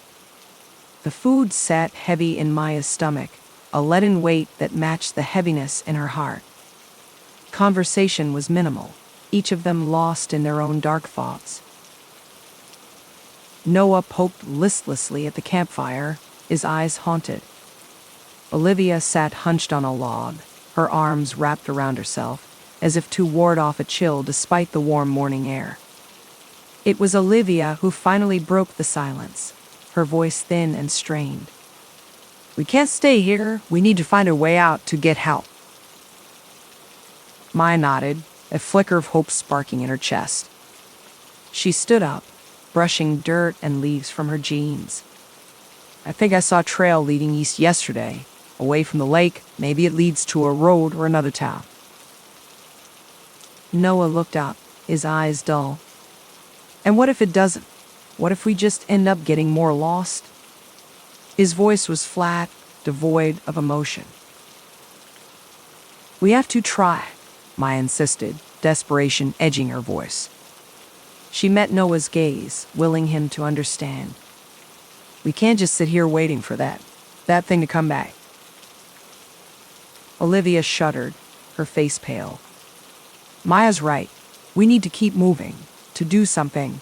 Anything is better than staying here. They packed up their meager supplies, shouldering their bags with grim determination.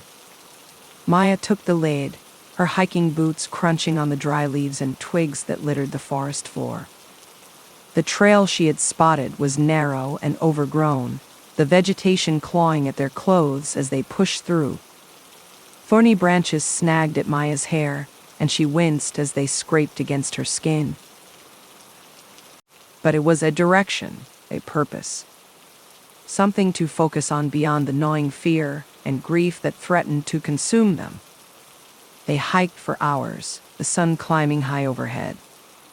The air grew thick and heavy with humidity, and sweat trickled down Maya's back. The forest seemed to press in around them, the trees looming like silent sentinels. Maya's heart leapt as they rounded a bend, and the trail widened, the trees thinning out to reveal a dirt road cutting through the woods. The sunlight seemed brighter here, the air less oppressive. For a moment, she almost wept with relief. A road meant civilization, a way out of this nightmare. But as they drew closer, the hope that had blossomed in her chest withered and died. The road was in disrepair, the asphalt cracked and crumbling. Weeds sprouted up through the fissures, nature reclaiming what had once been hers. Rusted signs, their lettering faded and peeling, pointed to towns that no longer existed. And there, spanning a narrow gully, was a bridge, or what was left of one.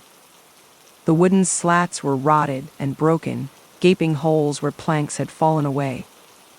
Rusted cables, frayed and snapped, dangled uselessly. It was impassable, a cruel twist of fate, dangling escape just out of reach. Noah made a choked sound, halfway between a laugh and a sob. Of course it's broken. Why would anything go our way in this God-forsaken place? He kicked at a loose chunk of asphalt, sending it skittering across the road. Olivia sank to her knees, her shoulders shaking with silent tears. Her auburn hair fell forward, obscuring her face. Maya stared at the ruined bridge, numb despair washing over her. It had been a false hope, a mirage shimmering in the distance only to dissolve upon approach. They were trapped. The road led nowhere, the bridge a taunting reminder of the futility of their efforts. The lake had them in its grasp, and it would not let go until it had claimed its due. Slowly, they turned back the way they had come, their steps leaden with the weight of defeat. The hike back to the campsite seemed to take twice as long, each step a Herculean effort. Maya's legs burned with fatigue, her lungs aching as she sucked in the humid air. As they emerged from the trees, the lake stretched out before them, its surface mirror smooth and black as pitch. Maya felt its pull, the dark allure that whispered of secrets beneath the surface. It was almost hypnotic, the way the water seemed to beckon, promising respite from the relentless heat and the aching weariness in her bones. She shook her head, forcing herself to look away. They couldn't give in to despair, couldn't let the lake's malevolent influence seep into their minds. They had to keep fighting, keep searching for a way out. Even if it seemed hopeless. Even if every path led back to the water's edge. They made camp in silence, each of them retreating into their own thoughts. Maya stared into the flames of the campfire, the crackling wood and dancing embers mesmerizing. The smoke stung her eyes, but she welcomed the discomfort, the tangible reminder that she was still alive, still fighting. Her mind churned, grasping at straws, searching for something, anything that could help them. There had to be something they were missing, some clue or key to breaking the lake's hold. She thought back to the old man's words, the tales of rituals and appeasement. The memory of his wizened face, etched with lines of sorrow and regret, sent a shiver down her spine. The first ritual had failed, had only drawn the creature's attention. But what if there was another way, a different offering that could satiate the lake's hunger? An idea began to take shape, fragile and desperate. It was a long shot, a gamble with stakes far too high. But it was all they had left, a flicker of hope in the gathering darkness. Maya took a deep breath, steeling herself. She turned to face the others, the firelight casting dancing shadows across their drawn faces. I think I know what we need to do, but it's going to take all of us, working together, and it's going to be dangerous. Noah looked up, his eyes glinting in the firelight. Dangerous? He let out a humorless laugh. More dangerous than waiting around to be picked off one by one. Olivia leaned forward, her gaze intent. What's your plan, Maya? Maya swallowed hard, her mouth suddenly dry. The old man, the one who warned us about the lake, he talked about rituals, about appeasing the creature. What if we tried a different ritual, a different offering? Noah frowned, his brow furrowing. Like what? We already tried the animals, and look how well that turned out. Not animals.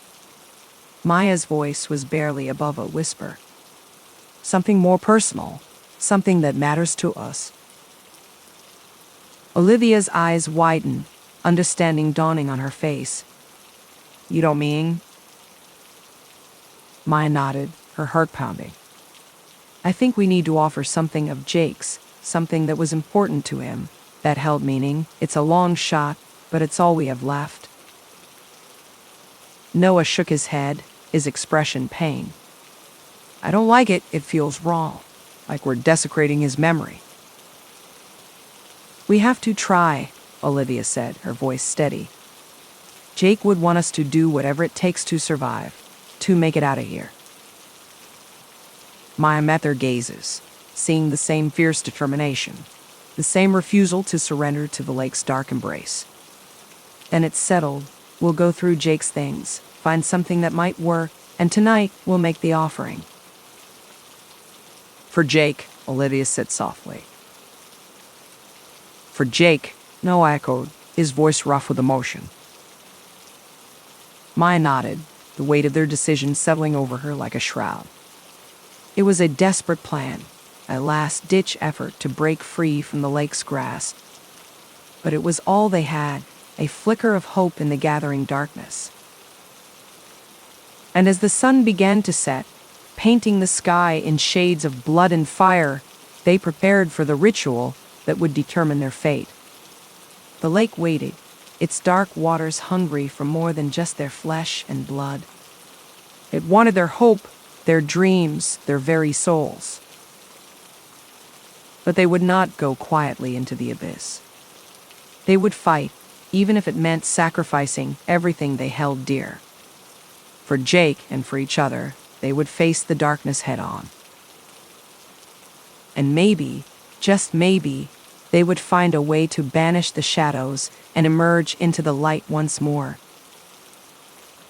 Chapter 10. Offering.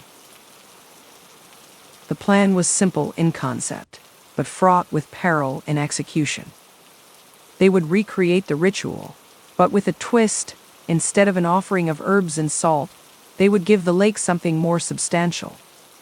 Something that might, just might, be enough to appease its appetite. The crisp autumn air carried the scent of decaying leaves and damp earth as Maya, Noah, and Olivia huddled together, their breath forming wispy clouds in the fading light.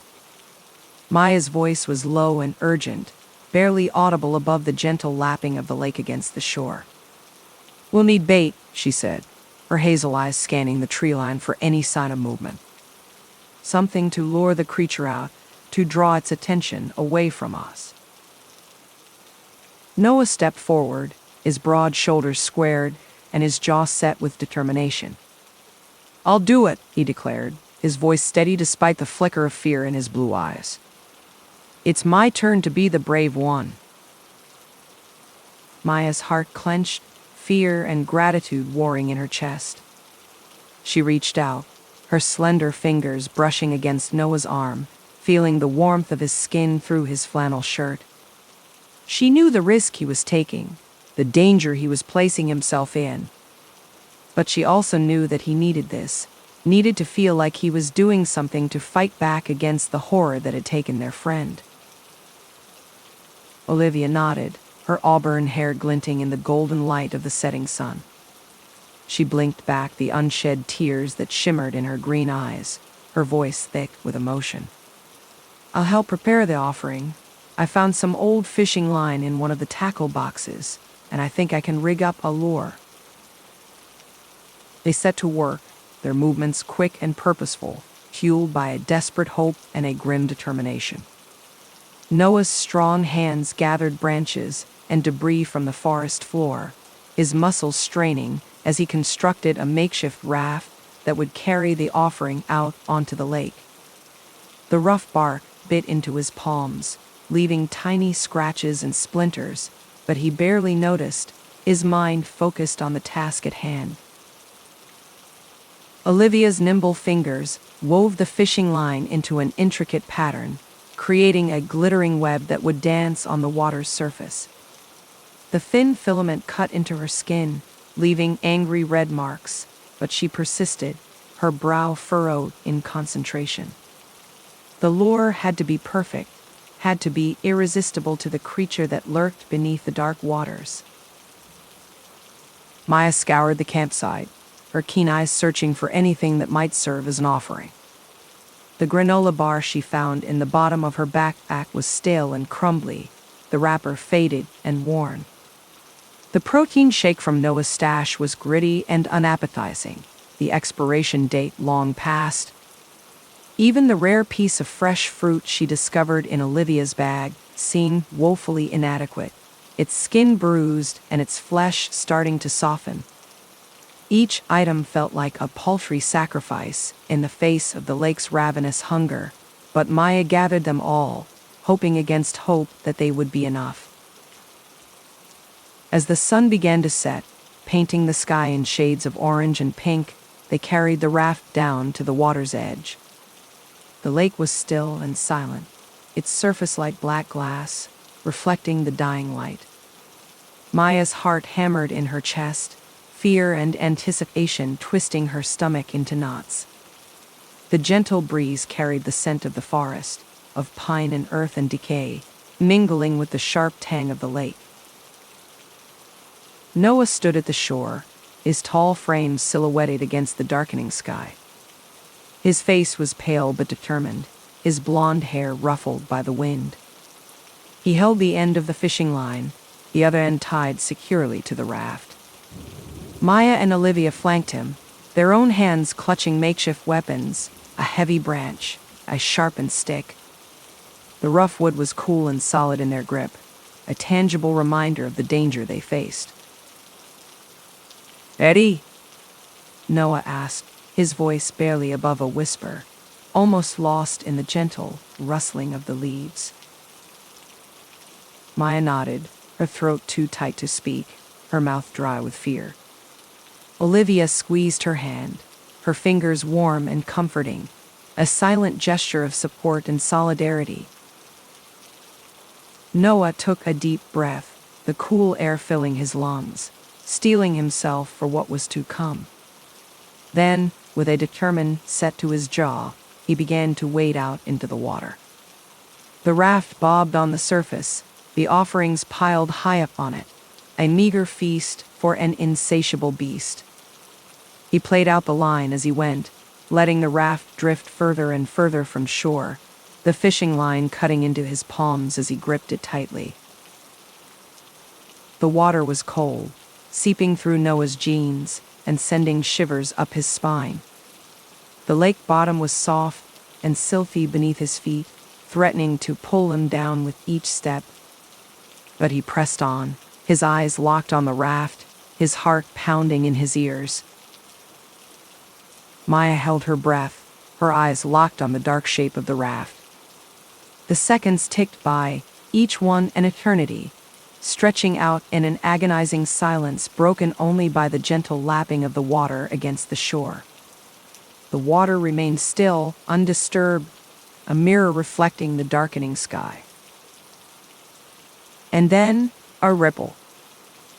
A flash of movement beneath the surface, a shadow darting through the depths. Maya's heart leapt into her throat, adrenaline surging through her veins, her grip tightening on the branch until her knuckles turned white.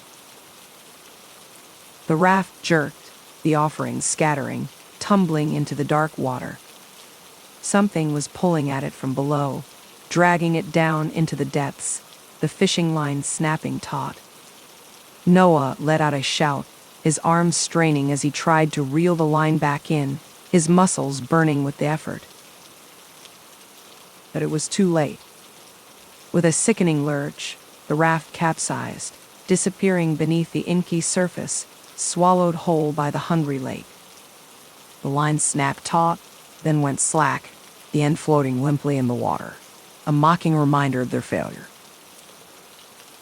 Maya let out a choked sob, her knees giving way beneath her, the damp earth soaking through her jeans. Tears streamed down her face, hot and bitter, mingling with the cold sweat that beaded on her skin. It had taken the offering, had accepted their meager sacrifice. But at what cost? What price would they be forced to pay for this momentary reprieve? Olivia pulled her to her feet, her face a mask of grim determination, her green eyes hard and bright. We have to get Noah out of there now. Together they waded out into the shallows, the cold water biting at their skin, soaking through their clothes. Their eyes strained to catch a glimpse of their friend, to find him in the gathering darkness. The water was cold and dark, a yawning abyss that threatened to swallow them whole, to drag them down into its depths and never let them go. But there, thrashing weakly against the pull of the current, was Noah. His blonde hair was plastered to his forehead, his blue eyes wide with fear and exhaustion. They grabbed him by the arms, their fingers digging into his flesh, dragging him back to shore with a strength born of desperation. He collapsed onto the bank, shivering violently, his skin pale and clammy. Water streamed from his clothes, pooling on the ground beneath him. "It took it," he gasped, his teeth chattering, his voice raw and hoarse. "The offering, I felt it, felt the tug on the line." Maya nodded, relief and dread warring in her chest, her heart racing as she knelt beside him. They had bought themselves some time, had sated the creature's hunger for now. But how long would it last? How long before it came for them again, demanding a greater sacrifice, a higher price? They huddled together on the shore, their arms wrapped around each other, shivering in the cold night air. The last of the light drained from the sky, plunging them into darkness, the stars blotted out by the thick canopy of trees. The lake stretched out before them, a vast and hungry darkness waiting to claim its due, its surface still and silent once more. And in the depths of the water, something stirred, something ancient and patient, biding its time until the next offering was laid at its feet. Something that would never be satisfied, never be appeased until it had claimed them all, one by one, and dragged them down into the abyss. Chapter 11. A Shift in the Water. The night passed in tense silence, each of them taking turns keeping watch over the campsite. But the lake remained still and quiet, its surface unbroken by any sign of the creature. The gentle lapping of the water against the shore and the occasional hoot of an owl were the only sounds that pierced the eerie calm. Maya dozed fitfully, her dreams filled with dark water and grasping hands. She tossed and turned on the hard ground, her sleeping bag tangled around her legs. Suddenly, she jolted awake, her heart pounding in her chest. The sun was just beginning to peek over the tops of the trees, casting a pale, watery light across the campsite. The air was crisp and cool, carrying the scent of damp earth and pine needles. Noah and Olivia were already awake, their faces drawn and haggard. They sat huddled around the remnants of the campfire, the embers glowing faintly in the gray dawn light. Their eyes were fixed on the lake, scanning the surface for any sign of movement. "Anything?" Maya asked, her voice hoarse from sleep and tension. She rubbed her eyes and joined them by the fire, wrapping her arms around herself to ward off the morning chill. Noah shook his head, a flicker of hope in his eyes. Nothing, not a ripple, not a sound. Maybe it worked, maybe the offering was enough. He ran a hand through his disheveled hair, his gaze still locked on the lake. Maya wanted to believe him, wanted to cling to that fragile thread of hope. But she couldn't shake the feeling of unease that coiled in her gut, the sense that they were being watched, being toyed with. It was like an invisible presence lurking just beyond the edge of their vision, waiting for the right moment to strike. They spent the day in a state of wary vigilance, jumping at every snap of a twig or rustle of leaves. But the lake remained calm, its surface like a mirror reflecting the endless blue of the sky. They took turns patrolling the perimeter of the campsite, their eyes constantly scanning the tree line for any sign of danger. The hours dragged by, each minute feeling like an eternity. As the sun began to set, painting the sky in shades of orange and pink, they gathered once more around the campfire. The flames cast flickering shadows across their faces, highlighting the lines of exhaustion and fear. Maya's mind raced, trying to piece together the fragments of the old man's stories, searching for any clue that might help them break free of the lake's grasp. "There has to be something we're missing," she said, frustration coloring her voice. She poked at the fire with a stick, sending sparks dancing into the air. "Some piece of the puzzle that we haven't figured out yet." Olivia sighed, rubbing her temples. "We've been over it 100 times, Maya. The old man talked about rituals, about offerings. We've done both, and still." She trailed off, her eyes haunted. She hugged her knees to her chest, rocking back and forth slightly. Noah sat up suddenly, his face pale. "Do you feel that?" he whispered, his voice barely audible over the crackling of the fire. Maya frowned, about to ask what he meant. But then she felt it too, a prickling at the back of her neck, a sense of being watched. It was like icy fingers trailing down her spine, sending shivers through her body. She turned slowly, her heart in her throat. There, at the edge of the lake, something was moving. A shadow beneath the surface, a ripple spreading outward in concentric circles. It was like a dark stain bleeding into the water, growing larger with each passing second. Maya's blood turned to ice, fear clutching at her chest. But as she watched, the shadow began to change, to shift and morph. It rose from the depths, breaking the surface with a soft splash. And there, bobbing gently on the waves, was a small wooden boat. It was like a ghost ship emerging from the mist, its presence both eerie and surreal.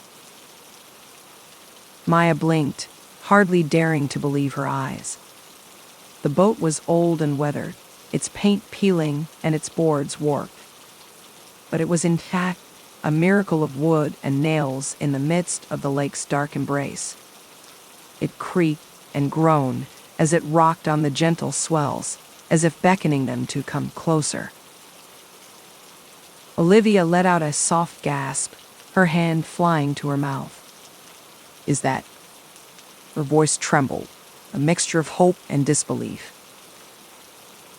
Noah nodded, a wild hope kindling in his eyes.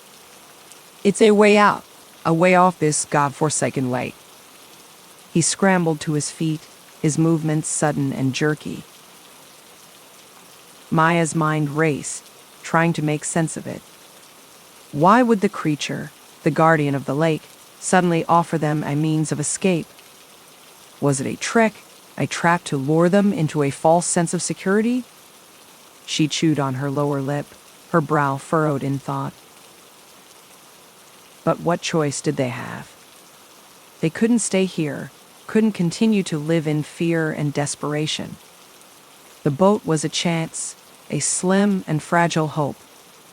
It was like a lifeline thrown to them in their darkest hour, a glimmer of light in the suffocating darkness. They gathered their meager supplies, their hands shaking with a mixture of fear and anticipation. As they made their way down to the water's edge, Maya's heart hammered in her chest, each step feeling like a leap of faith. The pebbles crunched beneath their feet, the sound unnaturally loud in the stillness of the night.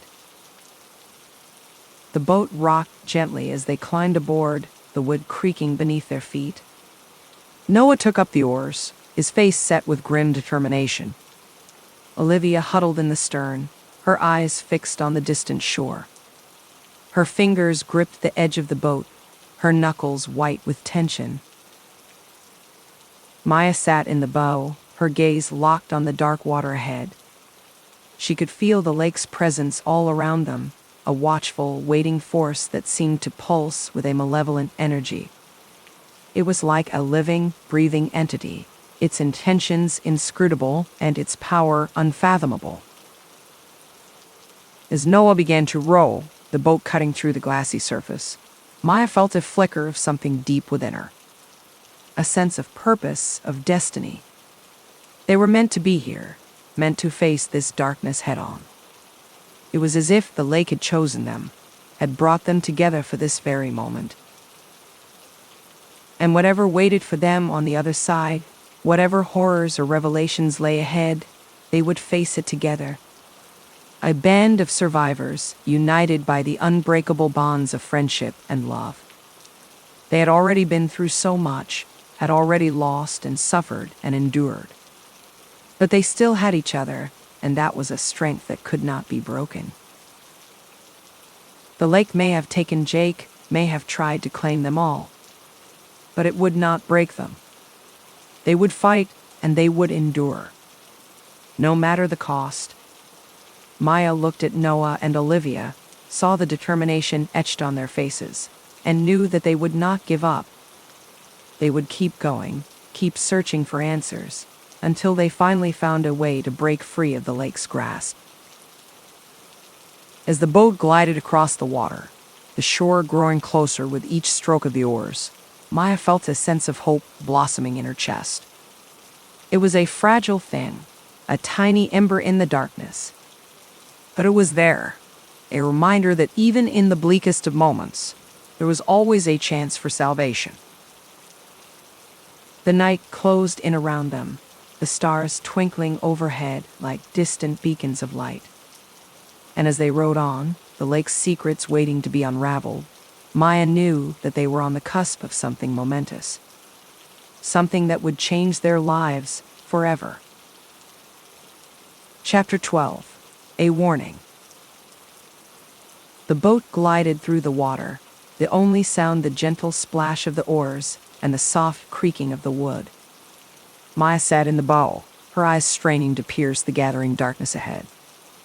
The cool evening breeze carried the earthy scent of the forest, mixed with the faint, musty odor of the lake.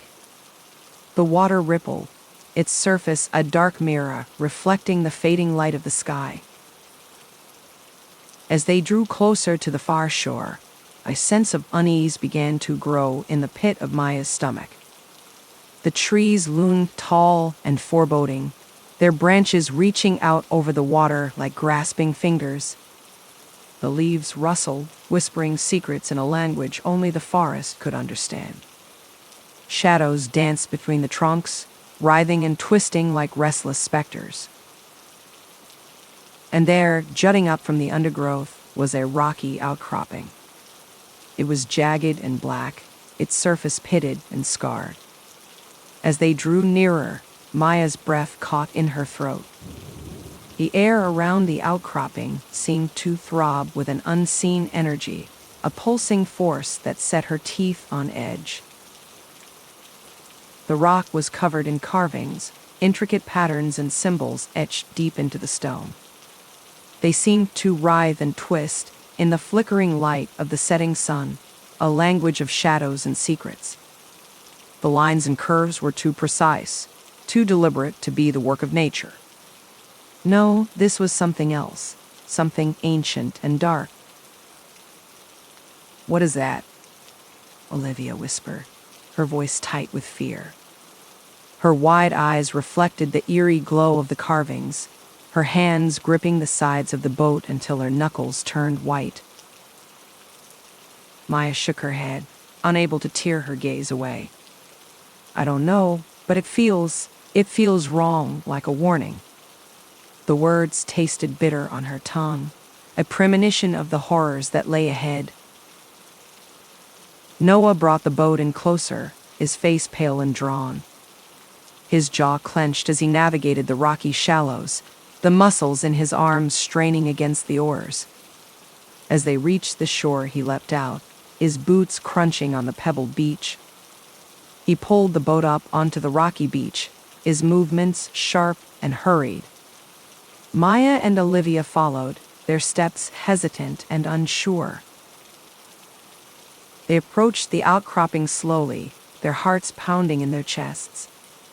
The air grew colder as they drew near, a bone-deep chill that seeped into their very marrow. Up close, the carvings were even more unsettling, a chaotic swirl of lines and shapes that seemed to pulse with a dark energy. The symbols danced before their eyes, shifting and changing in the fading light. Maya traced her fingers over the stone, a shiver running down her spine. The rock was icy to the touch, a stark contrast to the warm evening air. "These markings, they're not natural, someone or something made them." Her voice was a hoarse whisper, barely audible over the rustling of the trees. Olivia let out a soft gasp, her hand flying to her mouth. "Look," she whispered, pointing to the center of the outcropping. Her finger trembled as she traced the shape in the air, her nail catching the last rays of the setting sun. There, carved deep into the rock, was a symbol Maya had seen before. 3 curved lines intersecting to form a triangular shape, with smaller markings running along each edge. The same symbol she had seen on the tree by the lake, the day after Jake disappeared. The lines seemed to glow with an inner light, a sickly, pulsing radiance that made her stomach churn. "It's a sign," Noah said, his voice hoarse. He ran a hand through his hair, his eyes darting from the carvings to the dark forest beyond. "A warning, just like you said, this place, it's connected to the creature somehow." Maya nodded, a cold certainty settling in her gut. "We need to keep moving. Find someplace safe to camp for the night, away from the water." She tore her gaze away from the carvings, her eyes scanning the tree line for any sign of movement. They set off into the woods, their steps hurried and anxious. The trees pressed in around them, their branches blocking out the last of the fading light. The air grew thick and heavy, the scent of decay mingling with the earthy aroma of the forest floor.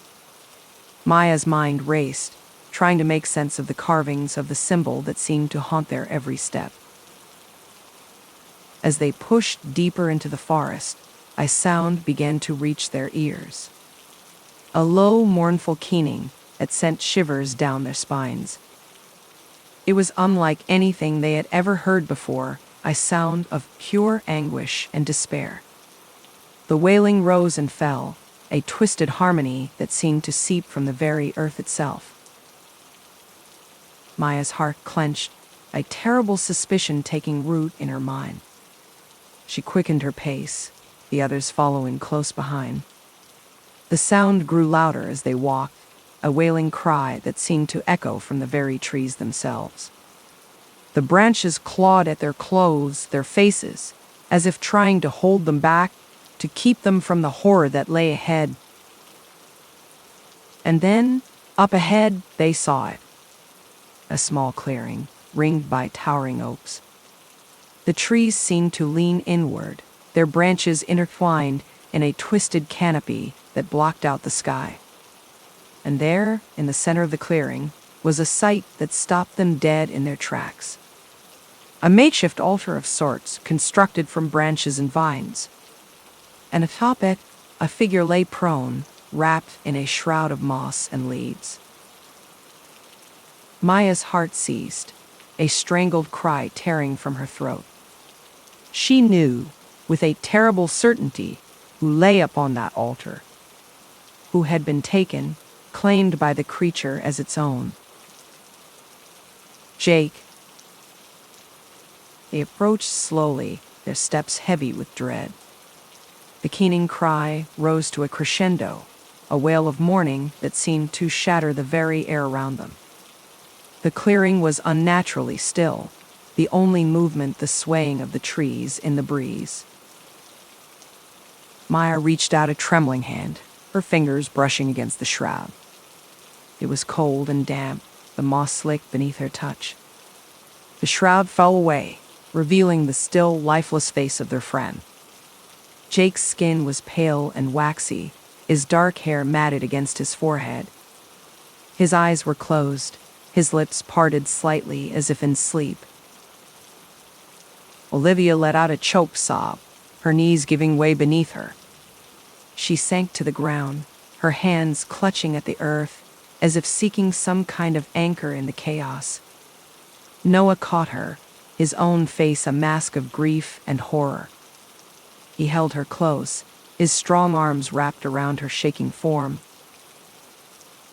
Maya could only stare, her mind reeling with the shock of it. Jake was dead. The creature had taken him, had claimed him as a sacrifice to its dark hunger. And now it had returned his body, a twisted mockery of an offering.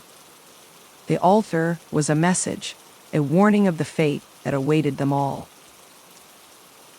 Maya's grief gave way to a sudden, blinding rage. She whirled around, her eyes scanning the trees, searching for any sign of the creature. "Come out," she screamed, her voice raw and ragged. "Show yourself, you monster." Her words echoed through the clearing, a desperate challenge to the unseen horror that lurked in the shadows. But there was only silence, broken by the soft rustling of leaves in the wind. The creature was nowhere to be seen, its presence a malevolent shadow that hung over them like a shroud. The air was thick with the stench of death, the coppery tang of blood mingling with the earthy scent of decay. Maya sank to her knees beside the altar, her shoulders shaking with silent sobs. Olivia and Noah joined her, their heads bowed in shared grief. They clung to each other, united in their sorrow and their fury. The rough bark of the altar dug into their skin, a physical reminder of the horror that had befallen them. They had lost Jake, had lost him to the dark embrace of the lake, to the insatiable hunger of the creature that lurked beneath its surface. And now they were truly alone, stranded in this nightmare with no way out. The weight of their loss pressed down upon them, a suffocating blanket of despair. But even in the depths of her despair, Maya felt a flicker of something else. A spark of determination, of defiance. The creature may have taken Jake, but it would not take them. They would fight, they would survive. And they would find a way to make it pay for what it had done. As the sun dipped below the horizon, casting the clearing in shadows, Maya rose to her feet. Her eyes were hard, her jaw set with grim resolve. "We need to keep moving," she said, her voice steady despite the tears that streaked her face. "Find someplace defensible to make camp, and then we plan our next move." Noah and Olivia nodded, their own faces etched with the same fierce determination. They gathered their supplies, casting one last, sorrowful glance at Jake's body. They could not bury him, could not give him the proper rites of mourning. But they would carry him with them, in their hearts and in their memories. As they set off into the darkening woods, Maya felt a chill run down her spine. The creature was out there, watching, waiting. And it would come for them, just as it had come for Jake. The trees seemed to close in around them, their branches reaching out like grasping hands. But they would be ready. They would fight with every last ounce of strength and courage they possessed. And they would not rest until the creature was destroyed, until the lake was freed from its dark grasp. The path ahead was uncertain, fraught with danger and despair. But they had each other, and they had their resolve. For Jake. For themselves. For all those who had been lost to the shadow of the lake. They would not let his death be in vain. They would find a way to end this nightmare, to banish the creature back to the depths from whence it came. And so they pressed on into the night, their hearts heavy with grief and their minds sharp with purpose. The darkness closed in around them, but they would not let it consume them. They would fight until their last breath, until the light of dawn broke through the shadows once more. Chapter 13. Fight or Flight. The night was a restless one, filled with the sounds of the forest and the weight of their own dark thoughts. They took turns keeping watch, huddled around the flickering light of a small fire. The crackling flames cast eerie shadows on the surrounding trees, their gnarled branches reaching out like twisted fingers. The air was thick with the earthy scent of moss and decaying leaves, and a cool breeze whispered through the underbrush, carrying with it the distant hoots of an owl. Maya sat with her back against a rough, ancient tree, its bark digging into her skin through her thin shirt. Her eyes scanned the shadows for any sign of movement, her heart pounding a steady rhythm in her chest. The night seemed to press in on her, suffocating and oppressive, and every snap of a twig or rustle of leaves made her jump. Her mind churned, replaying the horror of finding Jake's body over and over again, his lifeless eyes staring up at the canopy, his chest a bloody ruin. The grief was a physical ache in her chest, a hollow emptiness that threatened to consume her, and she clenched her fists until her nails bit into her palms, welcoming the pain as a distraction from the turmoil within. But beneath the sorrow, a fierce determination burned, a small flame that refused to be extinguished. They had to find a way to stop the creature, to put an end to its reign of terror. They couldn't let Jake's death be in vain, couldn't allow more innocent lives to be lost to the lake's insatiable hunger. Maya's jaw tightened and she took a deep breath, the cold air sharp in her lungs. They would find a way, she told herself, no matter the cost. As the first light of dawn began to filter through the trees, painting the sky in hues of pink and gold, Maya heard a twig snap in the underbrush nearby, the sound sharp and abrupt in the stillness. She tensed, her hand reaching for the makeshift spear she had fashioned from a sturdy branch, its point honed to a deadly sharpness. Beside her, Noah and Olivia stirred, their eyes widening with fear as they saw the look on her face. They rose to their feet, backs pressed together as they scanned the trees, their own weapons held at the ready. And then, a figure burst from the bushes, stumbling into the clearing, its movements clumsy and uncoordinated. Maya's heart leapt into her throat, a scream building in her chest, her grip tightening on the spear until her knuckles turned white. But it wasn't the creature, she realized with a start, her eyes widening in confusion. It was Olivia, her face pale and streaked with tears, her clothes torn and mudded. Maya blinked, confusion warring with relief as she tried to make sense of what she was seeing. If Olivia was here, then who? She turned, her movements slow and dreamlike, her eyes widening in horror as she took in the figure beside her, the one she had thought was Olivia. It was changing, morphing into something twisted and grotesque, its skin rippling and bulging as scales erupted from flesh. Eyes, far too many eyes, blinked open, staring at her with a malevolent hunger, their irises a sickly yellow. The creature's mouth split open in a grin, revealing rows of jagged teeth, and a low, guttural growl rumbled from its throat. Maya screamed, the sound tearing from her throat as she stumbled backwards, her feet tangling in the underbrush. The creature lunged, its jaws snapping inches from her face, its hot, fetid breath washing over her. She swung her spear wildly, feeling it connect with something solid and yielding, the impact jarring her arms.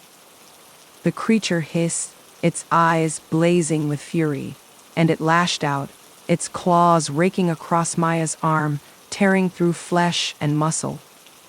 Pain exploded through her, hot and bright, and she cried out, falling to her knees, the spear tumbling from her grasp. Dimly, she was aware of Noah and Olivia rushing forward, their own weapons raised, their faces twisted with determination and fear. They attacked the creature from either side, jabbing and slashing with a desperate ferocity, their movements fueled by adrenaline and desperation. But the creature was too strong, too fast, its hide too tough. It swatted Noah aside like a rag doll, sending him crashing into a tree with a sickening thud, his body crumpling to the ground. Olivia screamed, her spear snapping in two as she thrust it at the creature's chest, the point glancing off its scales. And then, with a sudden, horrifying clarity, Maya understood. The creature wasn't just after them, wasn't simply seeking to feed. It was toying with them, prolonging their suffering for its own twisted amusement, reveling in their fear and despair.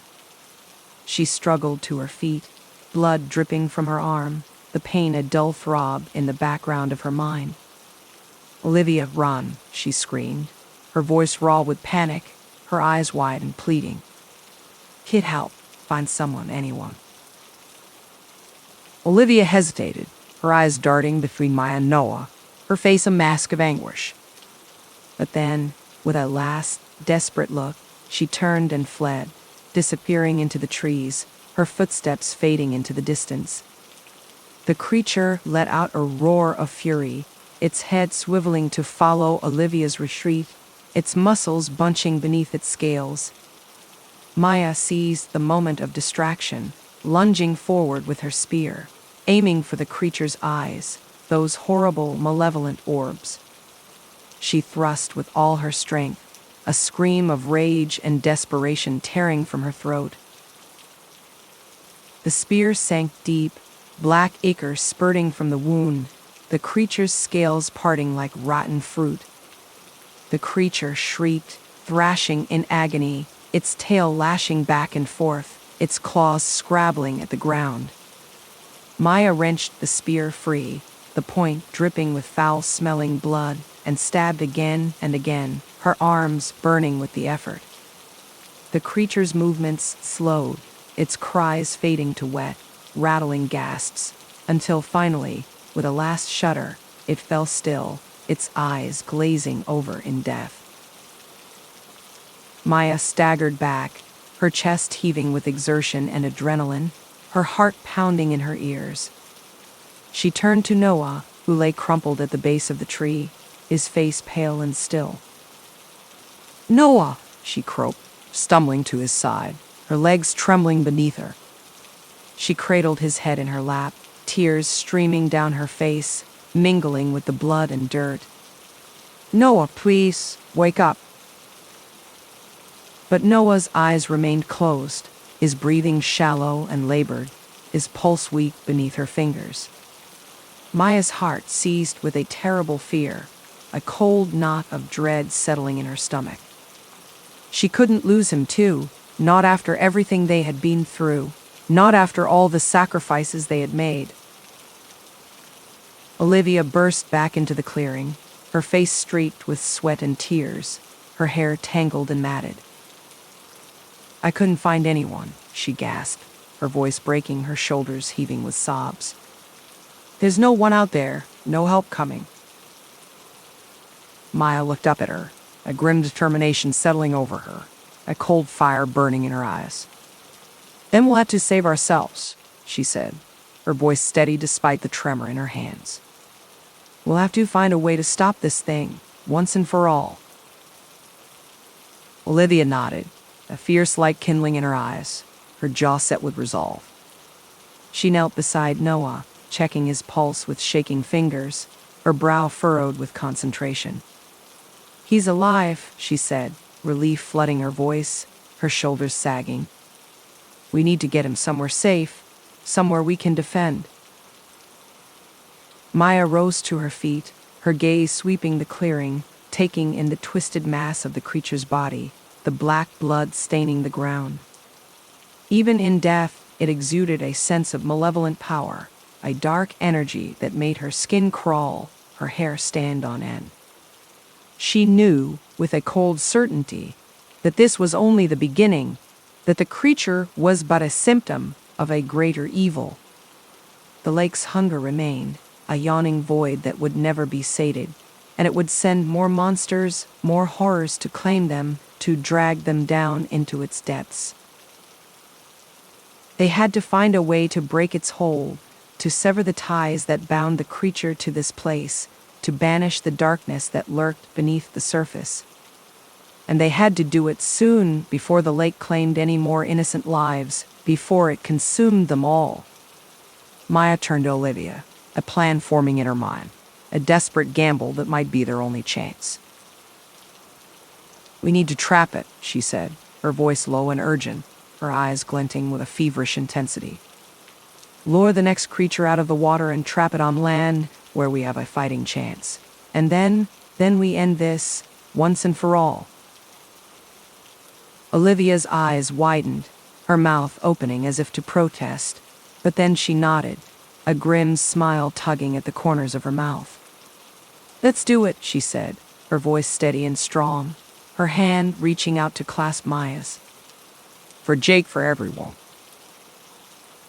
Maya nodded, a fierce grin spreading across her face, the pain and fear and grief falling away, replaced by a cold, hard determination.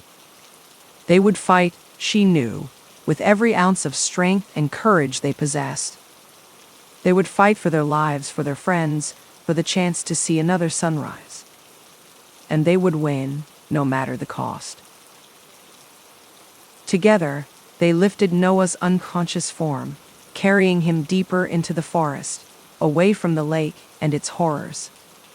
The sun rose higher in the sky, burning away the mist and shadows, and for a moment, Maya allowed herself to hope, to believe that they might make it out of this nightmare alive. But the lake waited, patient and hungry, its depths churning with an ancient, malevolent power. And Maya knew that their battle was far from over, that the real fight was yet to come. Chapter 14. The Trap. The night was alive with the sounds of desperate labor. The snap of vines, the crack of branches, the grunts and whispers of 3 figures hunched over their work. Maya's fingers bled where the rough fibers cut into her skin, but she hardly noticed the pain. All that mattered was the trap taking shape before them. Noah lay nearby, his breathing shallow and labored. Maya glanced at him, her heart clenching at the sight of his ashen face. "Hold on," she murmured, more to herself than to him. "Just hold on."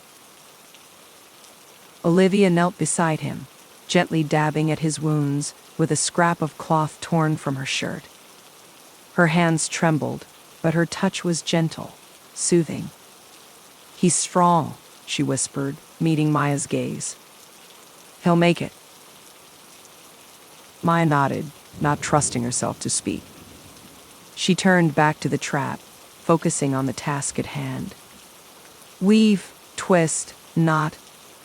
Repeat. The rhythmic motions helped calm her racing thoughts, kept the fear at bay. As the first pale fingers of dawn crept over the horizon, they hauled the finished trap down to the lakeshore. It was a crude thing, a tangle of vines and branches lashed together with desperate strength. But it was all they had. Their last, desperate gamble. Maya's heart pounded, a staccato beat in her chest as they set the trap, a sickening mix of fear and anticipation churning in her gut. The scent of their dwindling food supplies, pungent and alluring, wafted from the center of the contraption. Bait, to draw the creature out. They retreated to the tree line, weapons clutched in white-knuckled hands. Maya's spear felt heavy, the wood rough against her palm. Beside her, Olivia's breath came in shallow gasps, her crossbow loaded and ready. Noah crouched at their feet, his knife gripped tight despite the tremors racking his body. The morning mist curled off the surface of the lake, wreathing the shore in an eerie, otherworldly glow. Tendrils of fog crept between the trees, damp and clinging, muffling the usual sounds of the waking forest. Maya scanned the water, her eyes straining for any sign of movement. The mist played tricks on her vision, conjuring phantoms that vanished as soon as she tried to focus on them. Minutes ticked by, each one an eternity. The stillness was oppressive, broken only by the occasional cry of a distant bird. A loon maybe, or some other water bird. The lonely sound echoed across the lake, mournful and haunting. Maya's nerves stretched taut, her every muscle coiled with tension. She hardly dared to breathe, afraid that even the slightest sound would shatter the fragile silence. And then, a ripple. A disturbance in the glassy surface of the lake, so subtle she almost missed it. Maya's breath caught in her throat, her grip tightening on her spear. Beside her, Olivia went rigid, her finger tightening on the trigger of her crossbow. The ripple grew, spreading outward in concentric circles. The water bulged, as if some great mass was rising from the depths. Maya's heart raced, her blood roaring in her ears. This was it. The moment of truth. The creature broke the surface, water cascading from its scaly hide in glittering sheets. It was even more monstrous than the one they had killed, its body a twisted mass of fangs and claws and bulging, pulsating flesh. Eyes, countless eyes, stared out from every inch of its hide, glittering with a malevolent intelligence. The stench of it hit Maya like a physical blow, a miasma of rotting fish and fetid swamp water. She gagged, bile rising in her throat. Beside her, Olivia made a small choked sound of horror. The creature lumbered onto the shore, its movements slow and deliberate. Each step shook the ground, sending tremors through the soles of Maya's boots. It sniffed the air, its nostrils flaring as it caught the scent of the bait. A low, rumbling growl built in its throat, a sound that vibrated in Maya's chest and set her teeth on edge. Step by ponderous step, the creature moved towards the trap, its massive bulk shaking the ground with each footfall. Maya held her breath, not daring to move. Beside her, Olivia trembled, her face pale with terror. Noah crouched low to the ground, his eyes wide and haunted. The creature reached the trap, its jaws opening wide to reveal rows of jagged teeth, each one as long as Maya's forearm. Strands of saliva stretched between them, glistening in the diffused light. It lunged forward, snapping at the bait with a snarl that shook the trees. And in that moment, Maya sprang into action. She leapt from the trees with a wordless battle cry, the sound tearing from her throat like a thing alive. Her spear flashed in the dim light as she brought it down in a vicious arc, aiming for the creature's nearest eye. Beside her, Olivia and Noah charged forward, their own weapons at the ready. The spear struck true, sinking deep into the gelatinous orb. The creature roared in pain and fury, black ichor spurting from the wound. It thrashed against the confines of the trap, vines snapping and branches splintering under its immense strength. But still the trap held, tangling around its limbs, pinning it in place.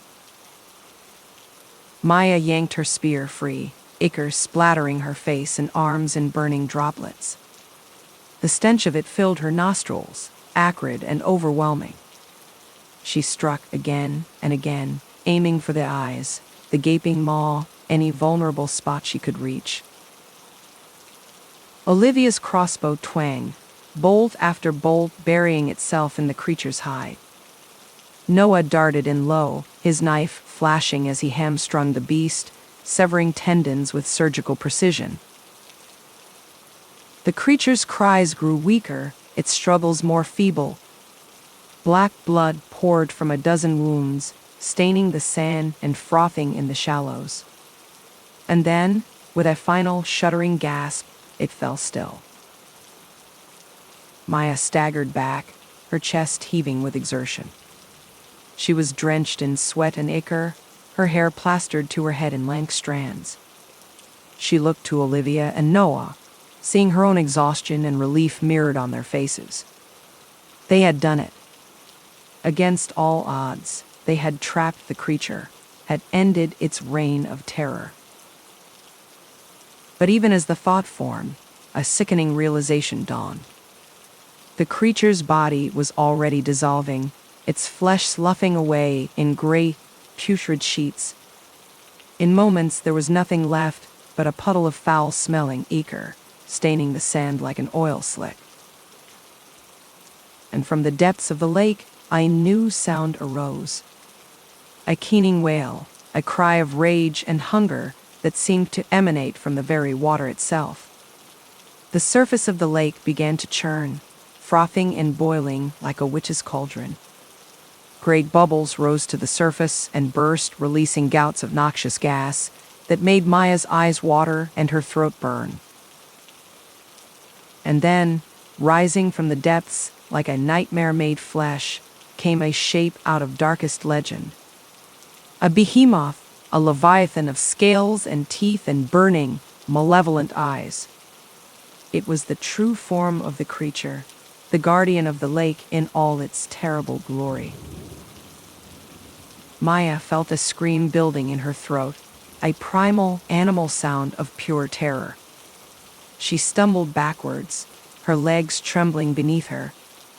Beside her, Olivia and Noah stood frozen, their faces slack with horror.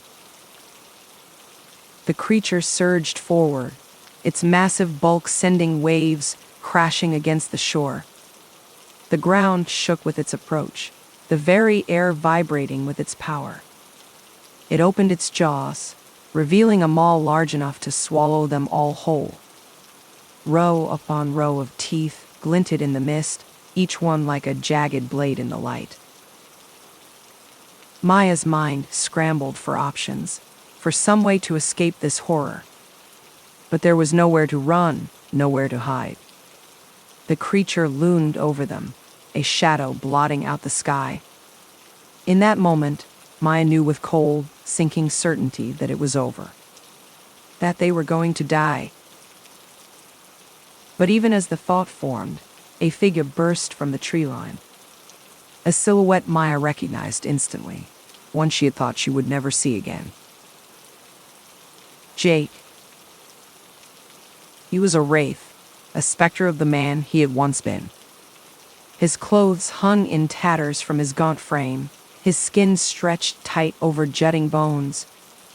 But his eyes burned with a fierce, unearthly light, a power that seemed to crackle in the very air around him.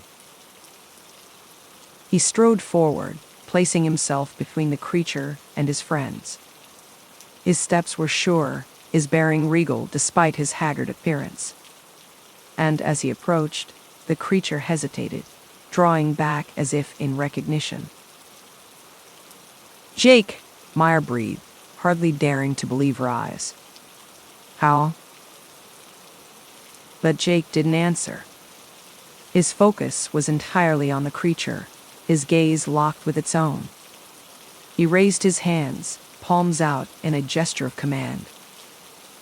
And from his lips poured forth a string of words in a language Maya had never heard before, guttural and ancient and thrumming with power.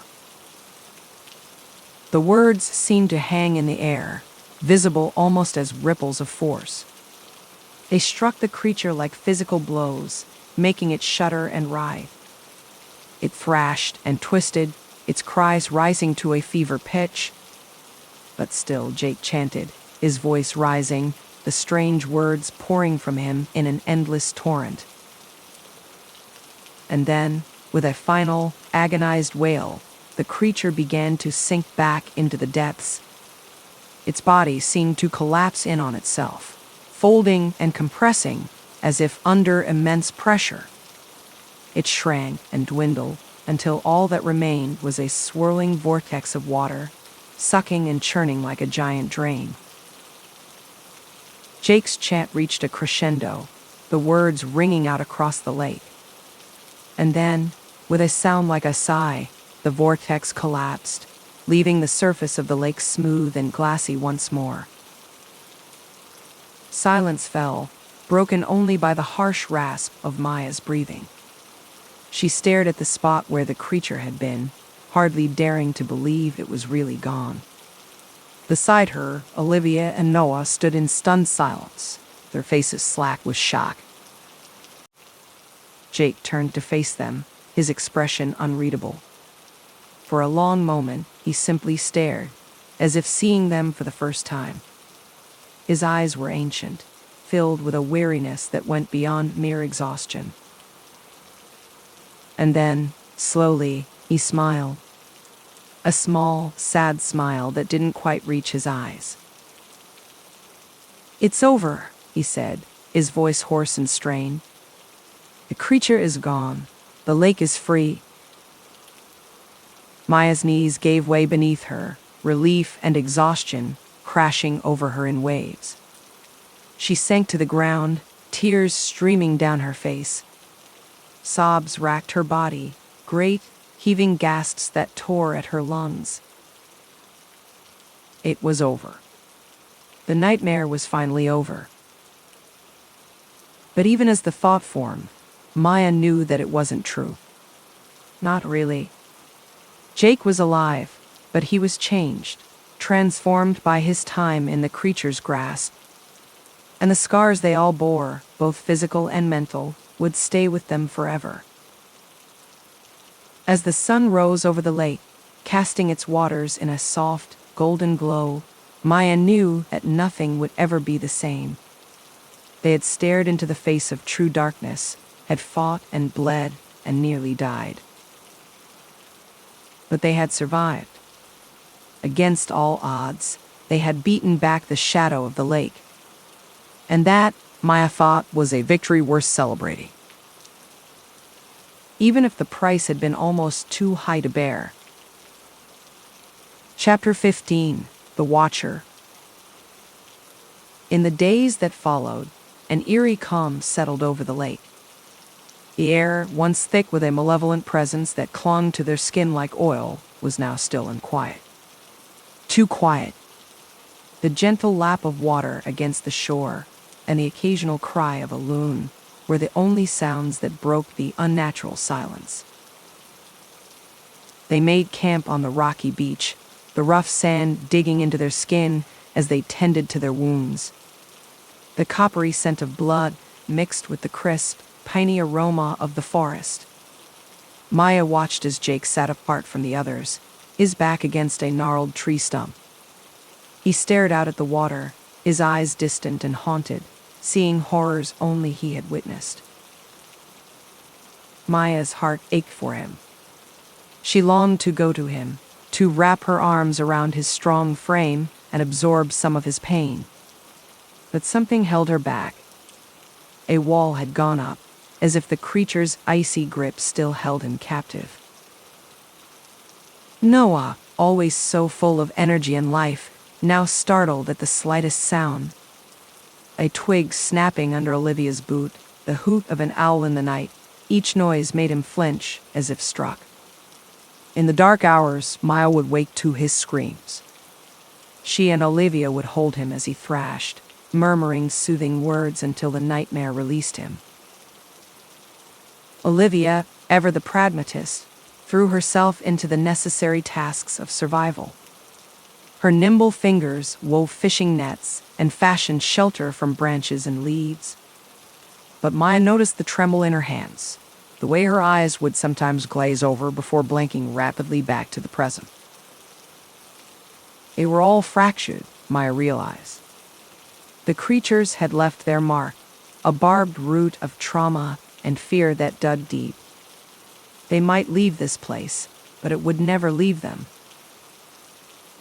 On the 5th morning, Maya woke, her body stiff from the hard ground.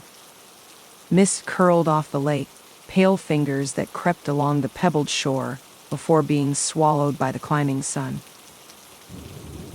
Jake's sleeping bag lay empty, his pack open and contents spilling onto the dirt. Unease prickled down Maya's spine as she scanned the campsite. Then she saw him, a silhouette against the sparkling water. She approached slowly, her steps muffled by the damp sand.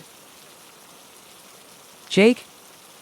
Her voice sounded small, hesitant to break the fragile calm. "Are you okay?" He turned.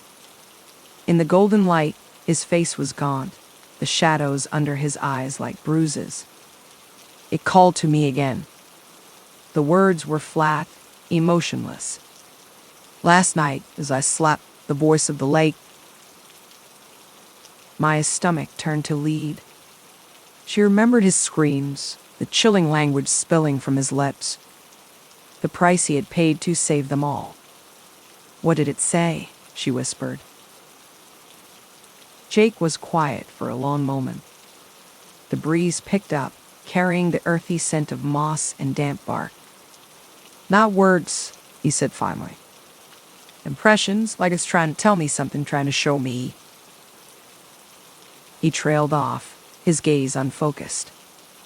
Maya fought the urge to shake him, to yank him back from whatever precipice he teetered on. "Show you what, Jake, please. Help me understand."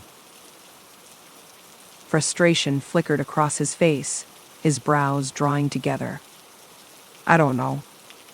The words burst out, sharp against the tranquil morning. He reached up, raking a hand through his hair. "But it's important, I can feel it. Like a hook behind my ribs, there's something I'm meant to do." Dread coiled in Maya's gut, cold and slippery.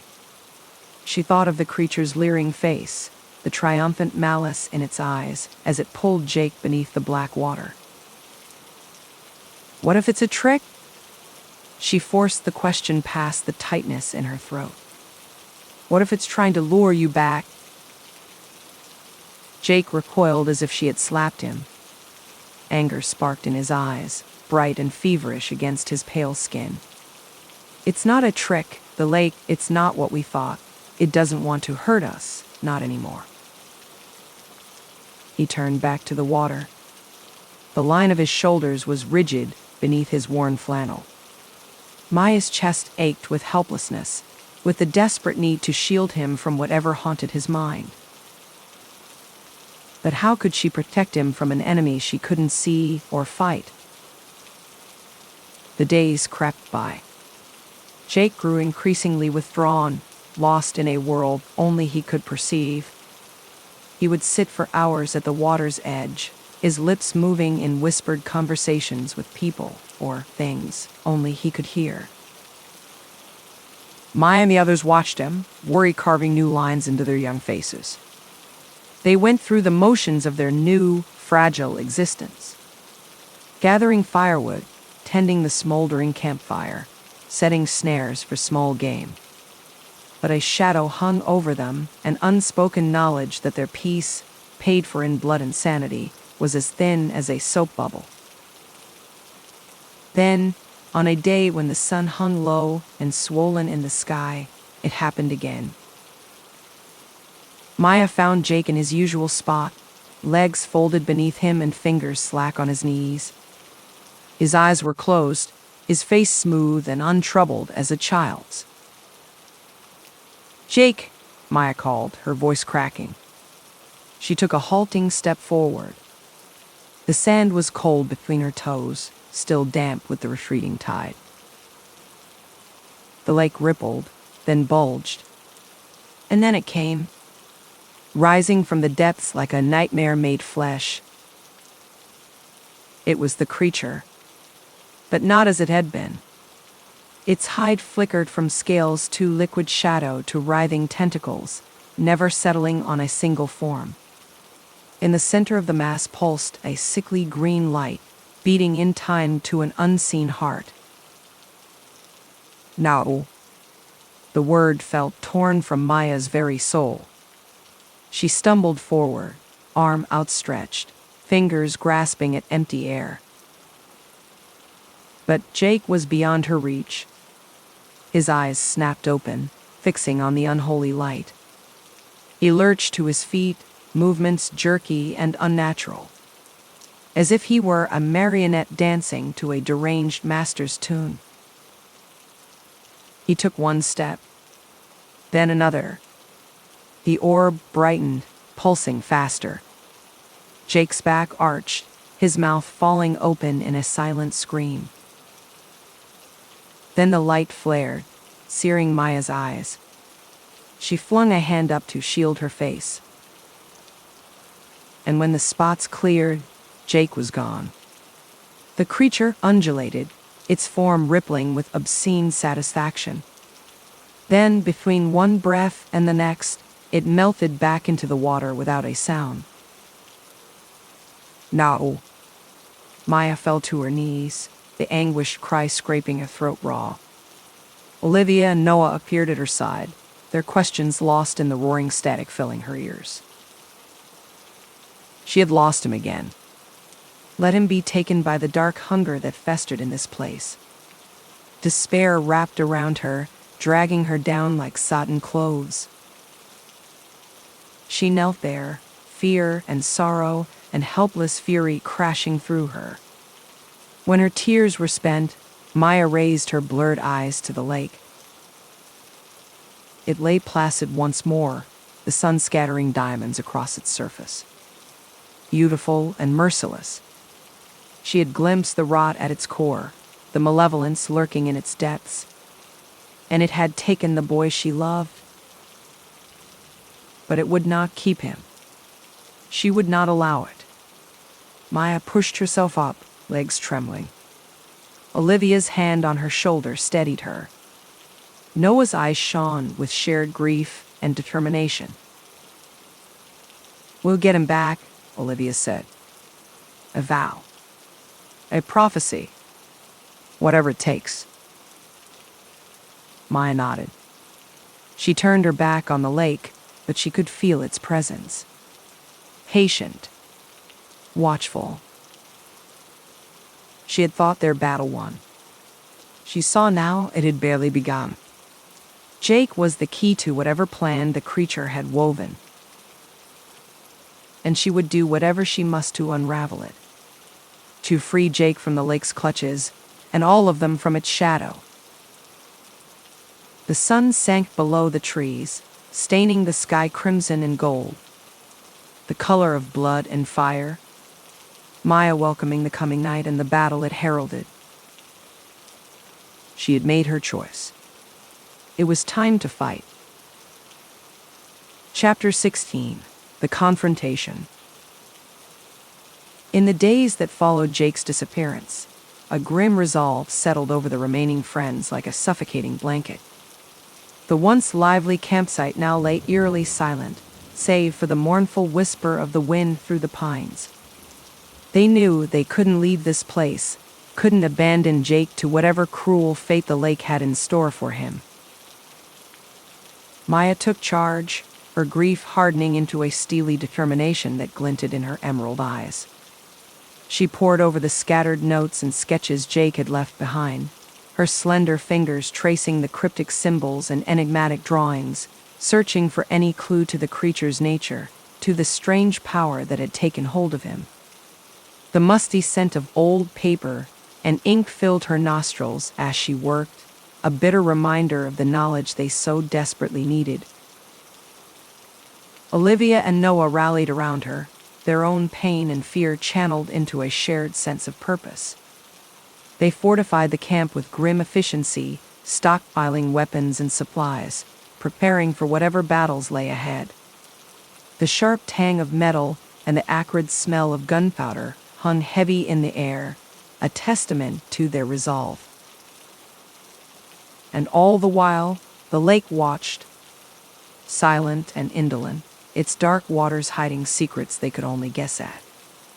The glassy surface reflected the leaden sky above, a mirror of their own bleak thoughts and fears. Maya knew they couldn't wait forever. With each passing day, Jake slipped further from their grasp, drawn deeper into the creature's thrall. They had to act, had to find a way to reach him before it was too late. "We can't let this go on," Maya said, her voice tight with barely contained emotion. "Every moment we hesitate, Jake falls further under that thing's control." Olivia nodded, her auburn hair glinting in the dim light. "But what can we do? We don't even know what we're up against." "We have to try," Noah interjected, his broad shoulders squared with determination. "Jake would do the same for any of us." And so, on a gray and misty morning, they set out across the lake. Olivia had rigged a makeshift raft from fallen logs and vines, sturdy enough to bear their weight. The rough bark bit into their palms as they gripped the edges, a physical reminder of the peril they faced. They paddled out into the center of the lake, their hearts pounding with a mix of fear and desperate hope. The rhythmic splash of the oars and their own labored breathing were the only sounds, muffled by the oppressive mist. Maya scanned the still surface, searching for any sign of the creature, of Jake. But there was only the mist, thick and cloying, wreathing them in an eerie, otherworldly silence. It clung to their skin and clothes, damp and cold, a physical manifestation of the dread that gripped their hearts. And then, a ripple. A disturbance in the glassy surface, a shadow moving beneath the water. Maya's breath caught in her throat, her grip tightening on her makeshift spear, the rough wood biting into her palm. The creature rose before them, a towering mass of water and scale and pulsing, malevolent energy. It was a nightmare made flesh, a primordial horror that defied comprehension. And there at its heart was Jake. He hung suspended in the creature's embrace, his eyes closed, his face a mask of eerie peace. The orb pulsed and writhed within him, a sickly, unnatural glow emanating from his very skin. It was as if he had become one with the creature, a mere extension of its dark will. "Jake," Maya called, her voice raw with desperation. "Jake, can you hear me?" But Jake didn't respond, didn't even seem to register their presence. He was lost, consumed by the creature's power, a mere vessel for its dark will. The creature lashed out, tentacles of water snapping at the raft, sending it lurching and spinning.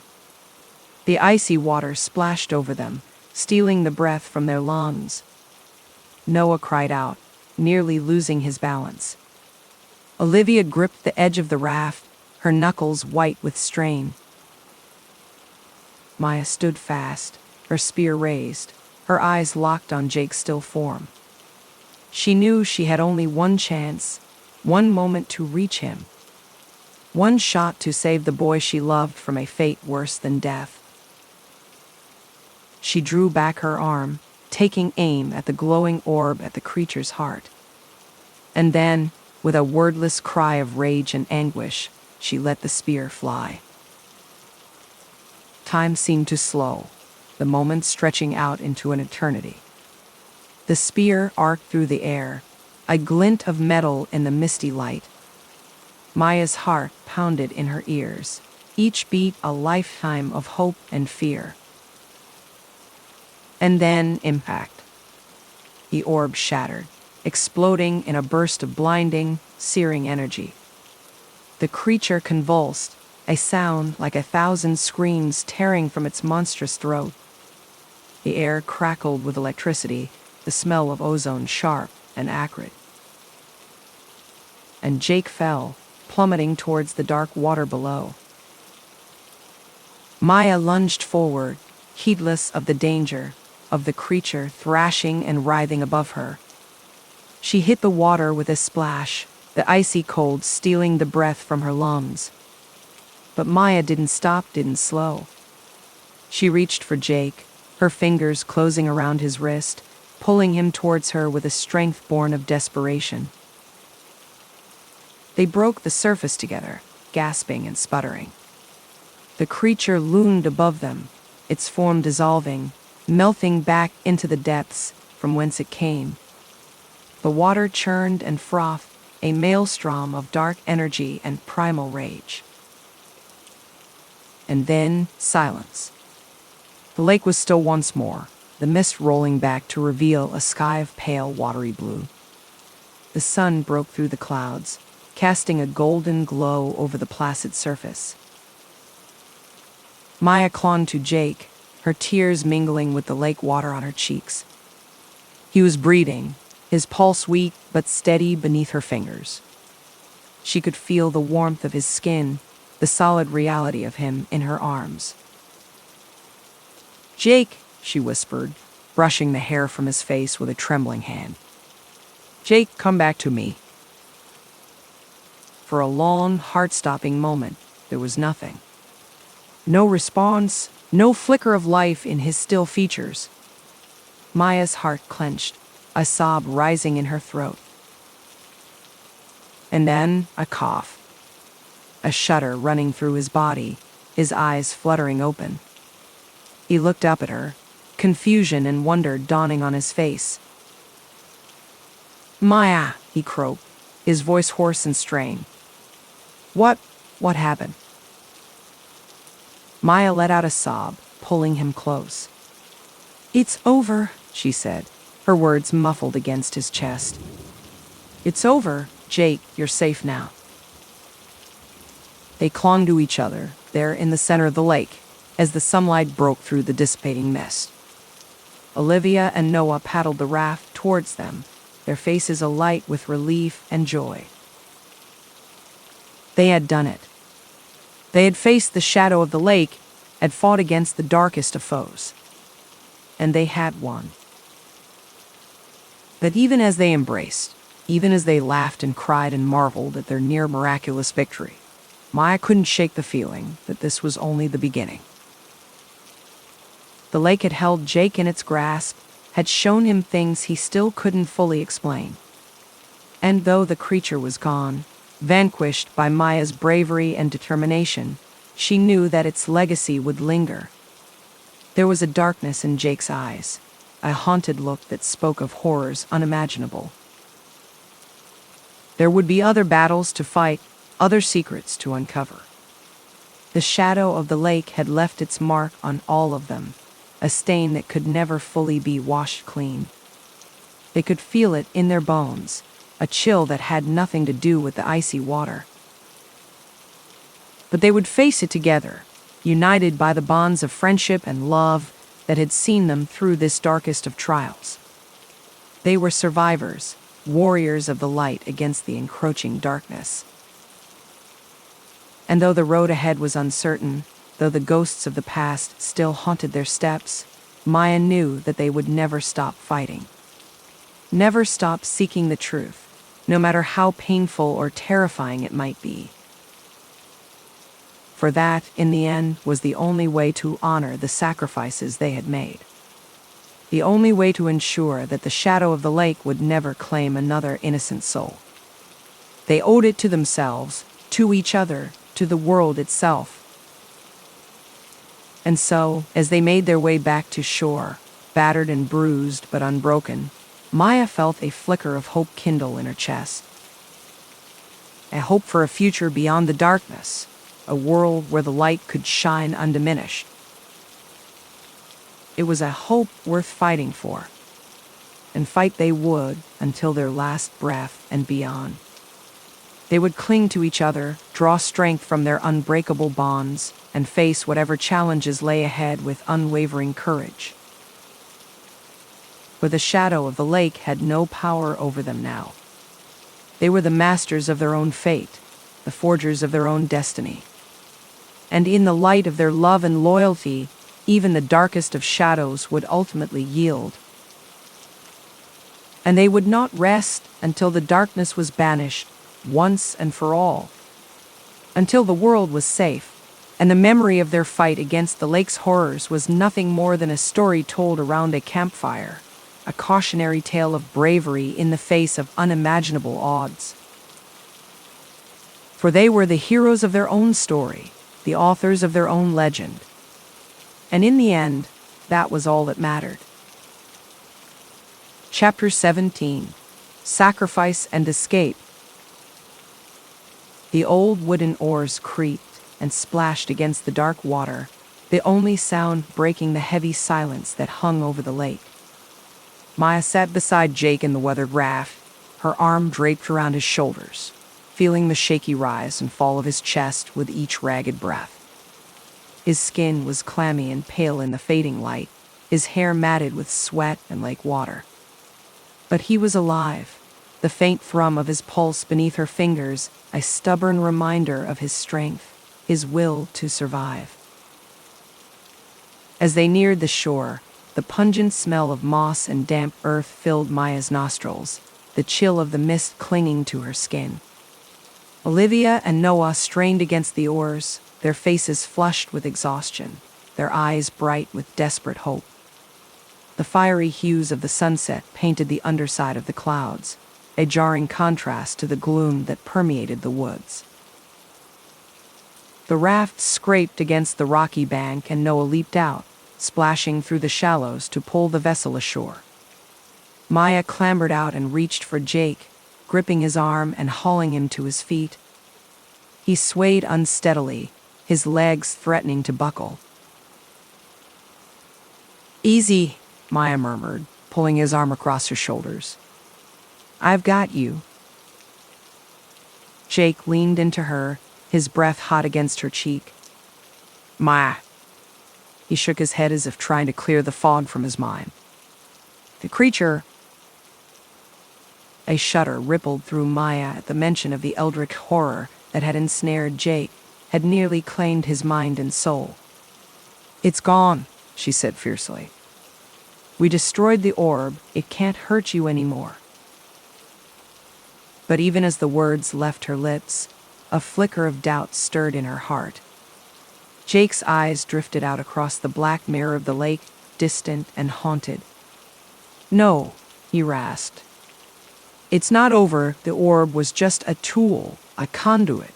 The true source of its power still lies hidden beneath the depths." Maya's stomach clenched, a cold dread seeping into her veins. Olivia and Noah moved to flank them, their expressions grim. "What do you mean?" Noah asked lowly. "How can you know this?" Jake passed a trembling hand over his face.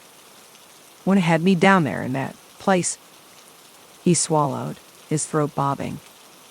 "It showed me visions, glimpses of a rising darkness, a malevolent force that seeks to break free, to consume and corrupt everything in its path." Maya's heart stuttered, a sickening understanding taking root. "And the only way to stop it is to destroy the source itself," she breathed. "Cut out the heart of evil." Jake met her gaze, his eyes bright with sorrow and grim resolve. I had to go back, Maya, had to finish what we started. No. The cry tore from Maya's throat, raw and desperate. She clutched at Jake, fingers digging into his arms. We almost lost you once. I can't. I won't let you sacrifice yourself. We'll find another way, Will. There is no other way. Jake's voice was soft but unyielding. He cupped Maya's face in his hands, calluses scraping against her skin. The creature marked me, Maya. It's a part of me now. I'm the only one who can end this if I don't. He closed his eyes, a shudder rippling through him. It will take me, consume me until there's nothing left. Tears blurred Maya's vision, tracing scorching trails down her cheeks. A heavy silence fell, broken only by the mournful sigh of the wind through the pines. Noah and Olivia stood still and solemn, the weight of Jake's words settling over them like a shroud. Then let us go with you, Noah said at last, his jaw tight. You don't have to face this alone, Jake. But Jake shook his head, a sad smile touching his lips. No, I can't ask that of you. This is my burden to bear, my fate to meet. He turned back to Maya, his calloused fingers gentle as he brushed away her tears. Maya, you have to get the others to safety. Lead them out of these damn woods, back to the world. And when you're free, when you're away from this cursed place, remember that I loved you more than my own life, more than anything. A sob hitched in Maya's chest and she wrapped her arms around him, pulling him close. She breathed him in, the scent of pine and lake water and something uniquely Jake filling her lungs. His heart beat strong and steady against hers, and she tried to memorize the feel of him, the solidness of his body, the warmth of his skin. All too soon he pulled back, his hands falling away. He looked at each of them in turn, his eyes bright with fierce affection. Survive, he said simply. No matter what happens, no matter what you hear, promise me you'll survive. And then he was turning away, wading into the black water with purposeful strides. Maya lurched after him, a scream building in her throat, but Noah caught her arm. We have to let him go, he said hoarsely. It's what he wants. Maya could only watch as Jake swam out into the lake, his dark head dipping below the surface. The mist swallowed him up, and then he was gone, leaving only ripples in his wake. Maya stared at the spot where he had disappeared until her vision blurred and splintered, until the lake and trees and sky bled together in a wash of muted color. She wasn't aware of sinking to her knees, of Olivia's arms coming around her, of Noah's hand gripping her shoulder. All she could feel was the jagged hole ripped in her chest, the searing ache of a loss too great to comprehend. But even as despair threatened to pull her under, she heard Jake's final words echoing in her mind. A dying wish, a last request. Survive. She drew in a shuddering breath and slowly, painfully got to her feet. She looked at Olivia and Noah, sorrow and grief and resolve mirrored in their eyes. We'll honor him, she said, her voice cracking. We'll get out of here, find our way back home, and we'll remember everything he sacrificed for us. Noah squeezed her shoulder, his jaw working. He saved us, he said roughly. Now we have to save ourselves for him. Olivia nodded, swiping at her tears. For Jake. They stood together on the shore as the sun slipped below the horizon and the velvety dark of night crept in. The mist curled around their ankles, cold and clinging. Somewhere in the depths of the lake, a malevolent entity lurked, its power diminished but not destroyed. But Maya held tight to her memories of Jake. His courage, his selflessness, his unwavering love. It was a light in the darkness, a beacon guiding her forward. She would honor his sacrifice in the only way she could, by living. By fighting, every day, to make a life worthy of what he had given. And though the night closed in around them, though grief weighed heavy on their souls, a flicker of hope took root in Maya's heart. For Jake's love, his bravery, his defiant spirit, those were things no darkness could overcome. Not in this life or any other. They would carry him with them, always. A shining light against the shadows. A reminder that even in the deepest despair, the most harrowing trials, love could still triumph. And that was a truth that Maya would hold fast to, no matter what horrors the future held. For in the end, it was all they had. All that mattered. Jake was gone, but he would never be forgotten. Maya would make certain of that. Until the end of her days, until she drew her last breath, she would carry him in her heart. Always. Chapter 18. Haunted Return. They walked through the night, stumbling over gnarled roots and jagged rocks that tore at their already battered shoes. The damp, earthy smell of the forest filled their nostrils as they pushed forward, driven by a potent mix of all-consuming grief and fading adrenaline.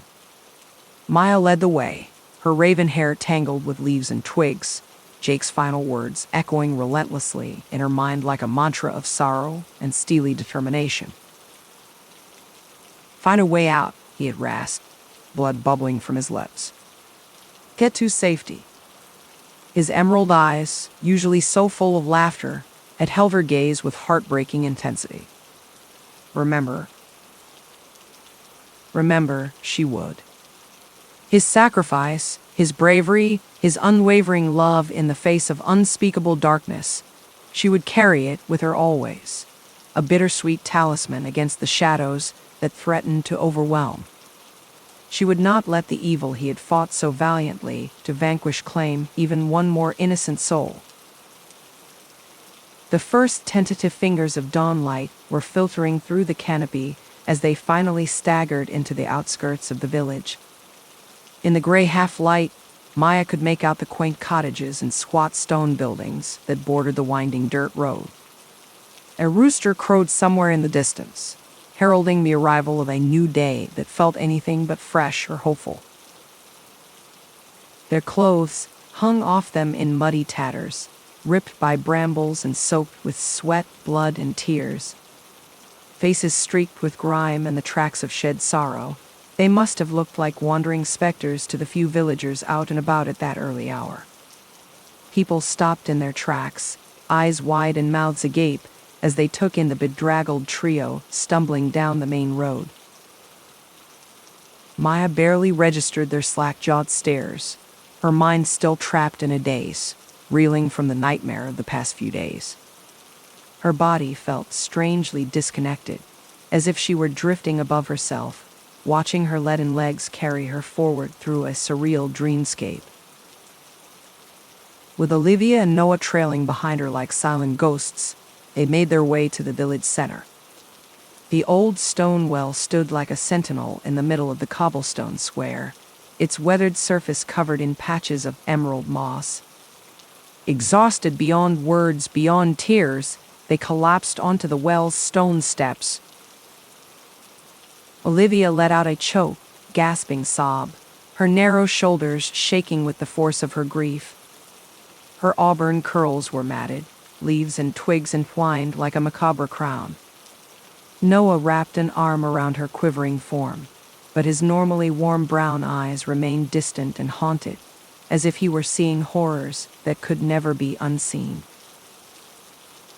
A crowd began to gather, drawn by the unusual spectacle like moths to a flickering flame. They pressed in close, their whispers rising and falling in a susurrus of morbid speculation. Maya could feel the weight of dozens of eyes upon her, hungry for gossip, for a story to break the monotony of their provincial lives. Good Lord, What happened to you, La? A portly man in stained overalls pushed to the front, his ruddy face creased with a mix of concern and avid curiosity. You look like you've been through the ringer and then some. Hush, Bert. A reedy, bespectacled woman jabbed him hard in the ribs. Can't you see they've had some kind of awful trouble?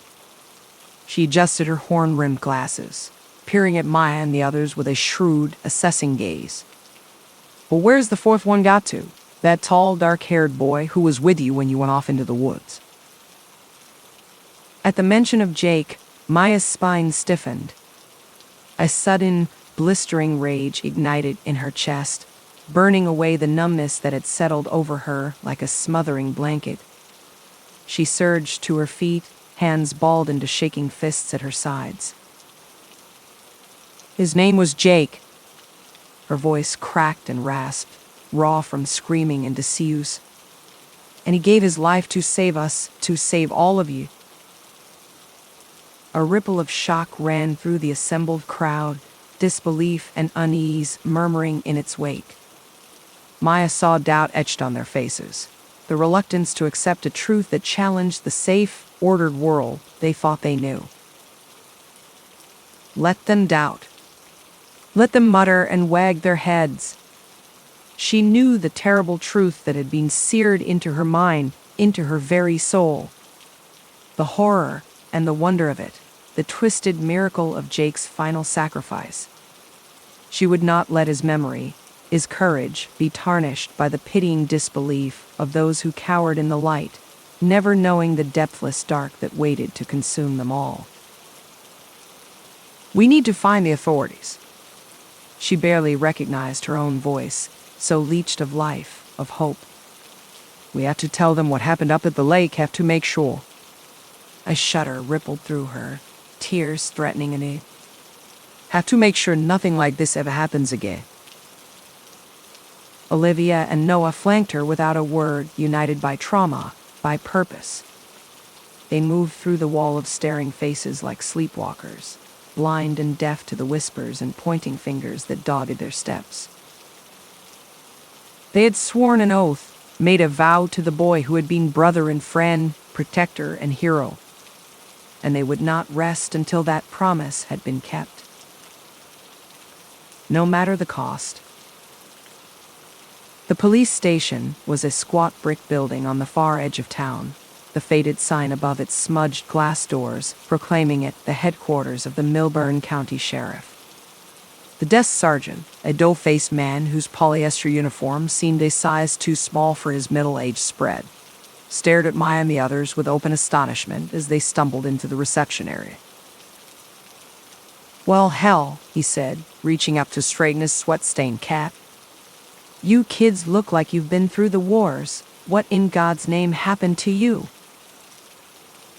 Olivia collapsed into one of the hard plastic chairs that lined the dingy waiting room, her freckled face crumpled and streaked with grime. Noah stood behind her, one hand resting on her trembling shoulder, but his gaze remained fixed on the floor, as if he could not bear to meet anyone's eyes. So it fell to Maya to tell their story, to put into words the full scope and horror of what they had witnessed, of what Jake had done to save them. We were camping up at Bay Lake, she began, her voice rustier than the cell bars visible through the open door behind the sergeant's desk. Just the four of us, me, Liv, Noah, and Jake. Even saying his name sent a fresh bolt of agony lancing through her chest. She closed her eyes for a moment, steadying herself against the riptide of memory. The sergeant was already reaching for a pen and an incident report form, his expression shifting from dumbfounded to coolly professional. Okay, he said, his tone carefully neutral. Start at the beginning, tell me everything you can remember. And so Maya did. She spoke of their arrival at the isolated campsite, the eerie stillness of the lake at twilight, of the strange lights glimmering beneath the surface of the water, and the twisted, inhuman figures that had emerged from its black depths on the second night. She described the mind-bending horror of the creature's attack, the sheer rawness of their contorted limbs and gaping, fan-filled maws, the cold, relentless malice that had radiated from them like a poisonous miasma. And she told of Jake's bravery, his selfless stand against the nightmare horde, how he had held them off with nothing but a burning branch and the sheer force of his will, buying precious seconds from Maya and the others to flee into the sheltering dark of the forest. "He saved us," she whispered, tears leaking from her closed lids to trace fresh tracks through the dirt on her face. "He saved us, and it cost him everything." Grief rose up to choke her, bleak and bitter as bile in the back of her throat. In her mind's eye, she could still see Jake's face in those final terrible moments, could still hear his last words, echoing in her ears like the tolling of a funeral bell. "Remember. Remember." The police took their statements with professional detachment, jotting down the details in cramped, hurried script. Search teams were assembled and dispatched to drag the lake and comb the surrounding woods, but Maya knew in her bones that they would find no trace of Jake. No sign at all of the eldritch horrors that had nearly consumed them. The deepest scars, the most lasting damage, was not the sort that left visible wounds. Not the kind that could be measured or catalogued by the tools of the workaday world. In the end, the official report would blame it all on a tragic mishap, an instance of teenage recklessness turned deadly. A simple, palatable fiction to explain the disappearance of a promising young man, to paper over the cracks in the facade of normalcy that kept the darkness at bay. But Maya would know the truth, would carry it inside her like a poisoned seed buried deep in the haunted soil of her soul. She barely remembered the long, numb hours that followed, the drive back to a house that no longer felt like home. Her parents engulfed her in tearful embraces, their relief tinged with a wary softness, their love suddenly uncertain in the face of all she had endured. They fussed and coddled, urging food she could not swallow past the aching lump in her throat. Tucked soft blankets around her shoulders, it could not ease the bone-deep chill left behind by all she had witnessed. In their faces, Maya could read the wordless questions, the slowly dawning comprehension that the laughing girl who had kissed them goodbye a lifetime ago was gone. In her place was a stranger, a shell orbiting the gravity of an unspeakable truth. She was alone, marooned in the nightmare behind her eyes. Olivia and Noah were scattered to their own homes, their own hollowed-out lives, and Jake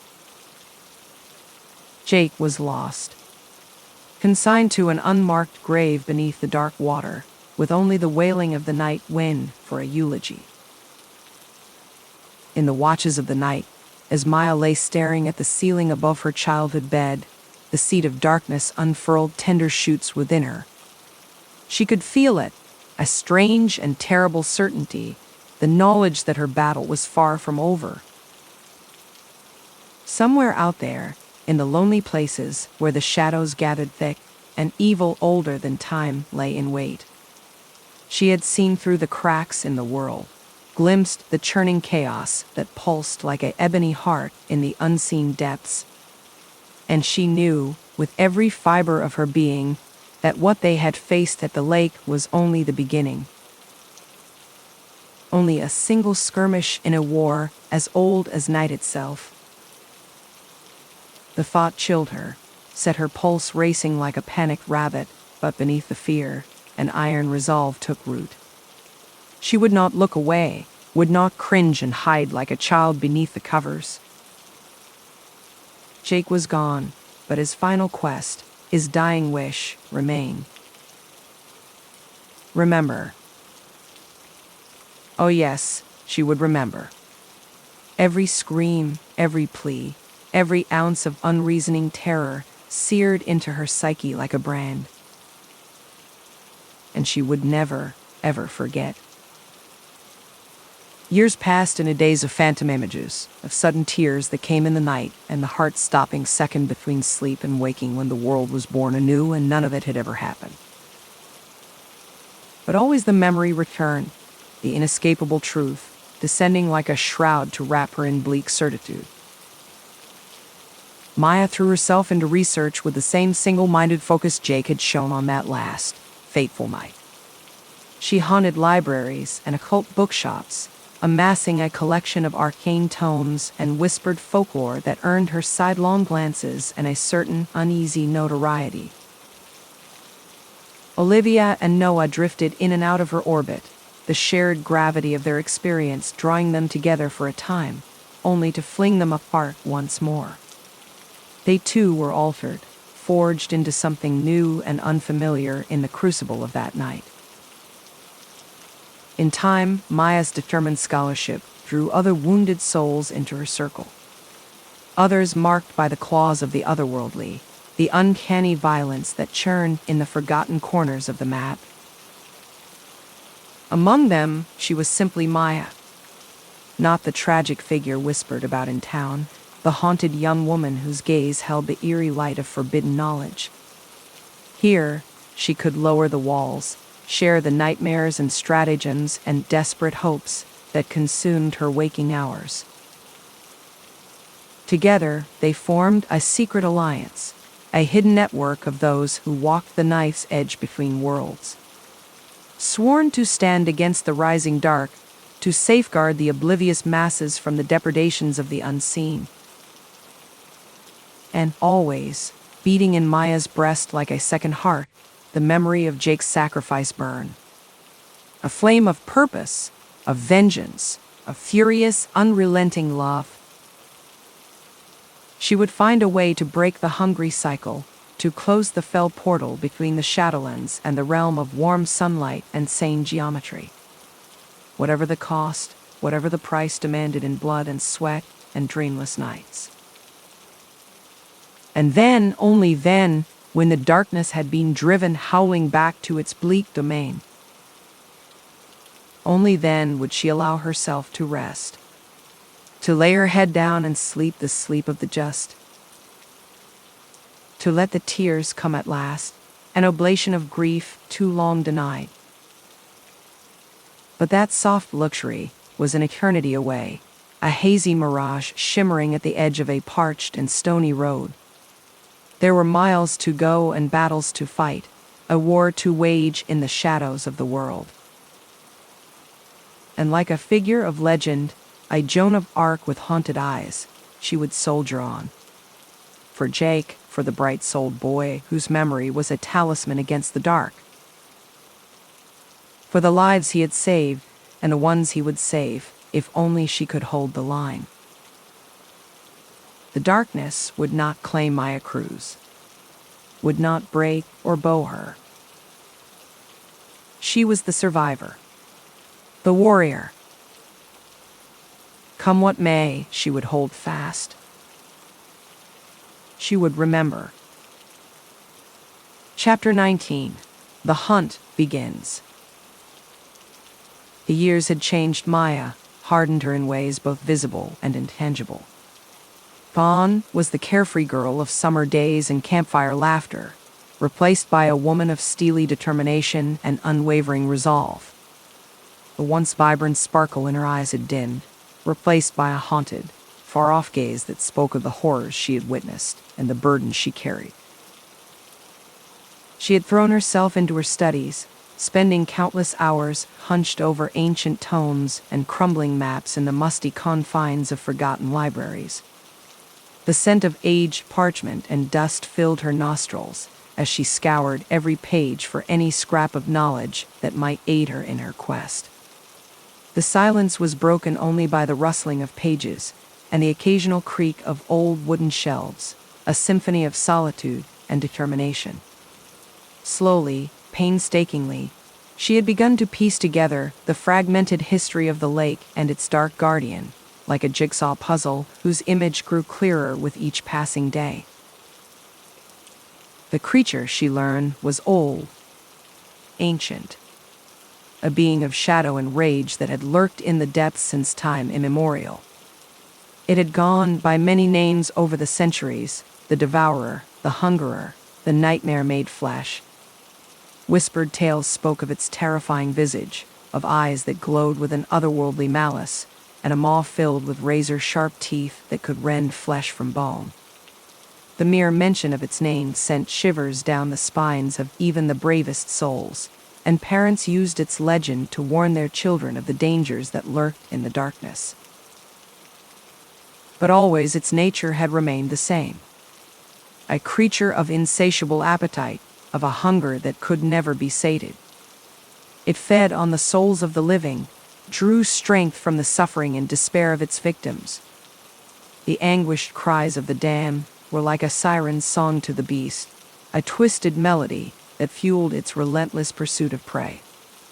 The air around the lake was thick with the stench of decay and the coppery tang of blood, a miasma of death that clung to everything it touched. And now Maya knew it had tasted the power of a true sacrifice. The selfless love and courage of Jake's final act had only served to whet its appetite, to stoke the flames of its dark desire. The memory of that fateful night was seared into her mind, the image of Jake's lifeless body floating in the Inke depths, a constant reminder of the price of her failure.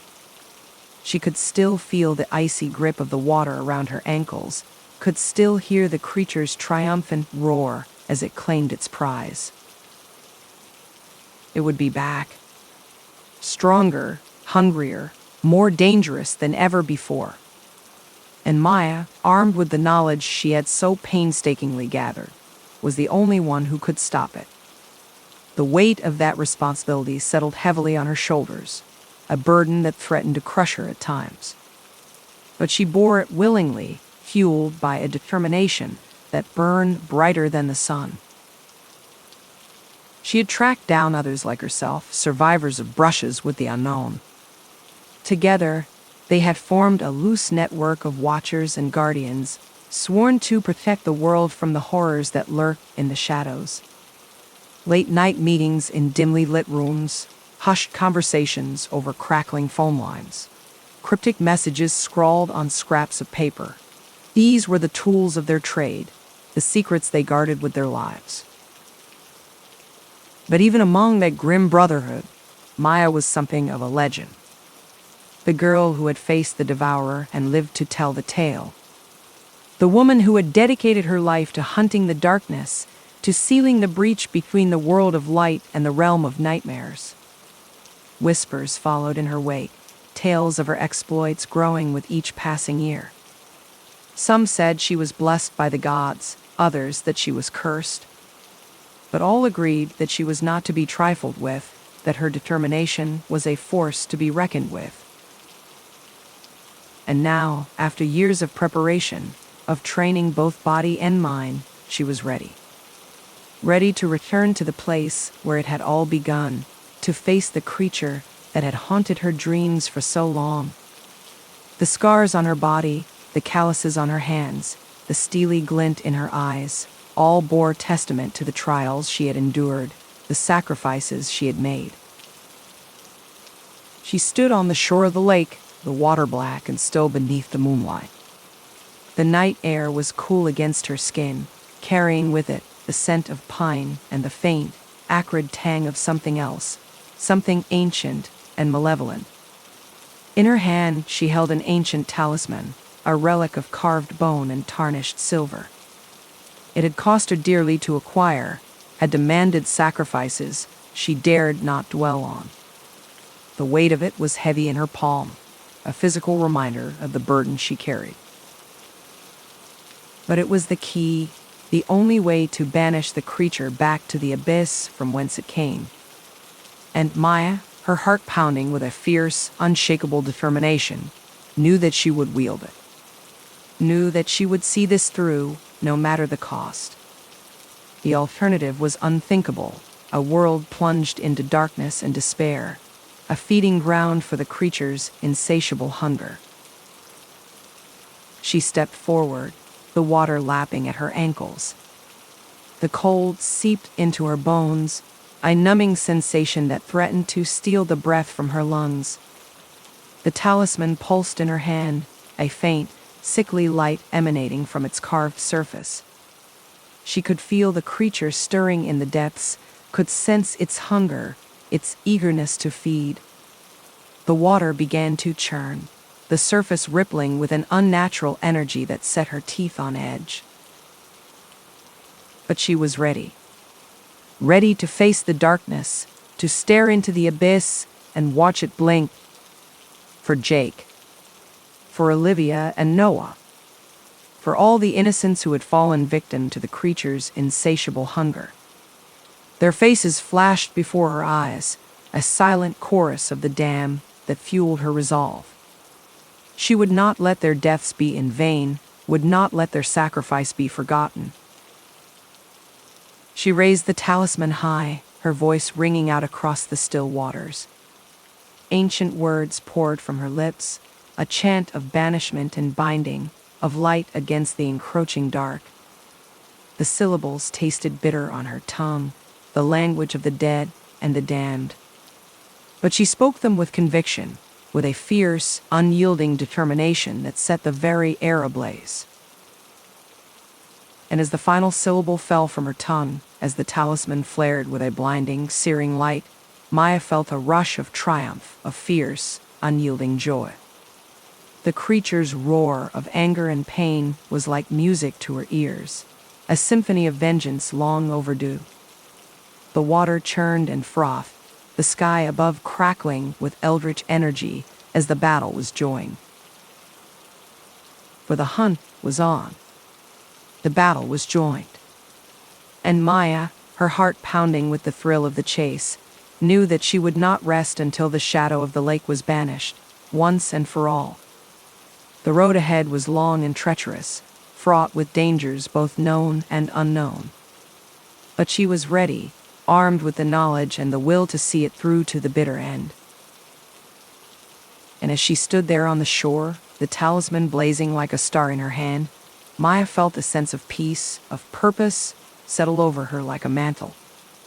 For the first time in years, the weight on her shoulders felt a little lighter, the burden a little easier to bear. Because she knew, with a certainty that burned brighter than the sun, that she was exactly where she was meant to be, on the front lines of the battle against the darkness, a guardian against the night. And she would not rest until the job was done. Chapter 20. Shadow of the Lake. The sickly, pulsing glow from Maya's talisman pierced the obsidian waters, casting eerie shadows that danced along the rocky lake bed. She could feel the inky depths stirring around her, could sense the primordial creature emerging from its ancient slumber to confront the intruder that dared disturb its domain. Maya stood resolute on the pebbled shore, squaring her shoulders as a chill wind whipped strands of hair across her face. Her calloused fingers heightened their grip on the cold metal of the artifact, the key to humanity's salvation or damnation. This was the crucible she had spent years of sweat and study and sacrifice preparing for. The fated clash with an abomination that her recurring visions foretold. And yet, as the once placid surface of the mountain lake began frothing and churning, as a gargantuan form of dripping scales and wicked fangs breached the waves, Maya felt icy tendrils of primal dread creeping up her spine. Her throat constricted, battling the bile rising at the putrid stench of rotting fish and old blood that rolled off the beast. The Leviathan was obscenely vast, its sinuous, serpentine body a twisting mass of bulging muscle and jagged spines.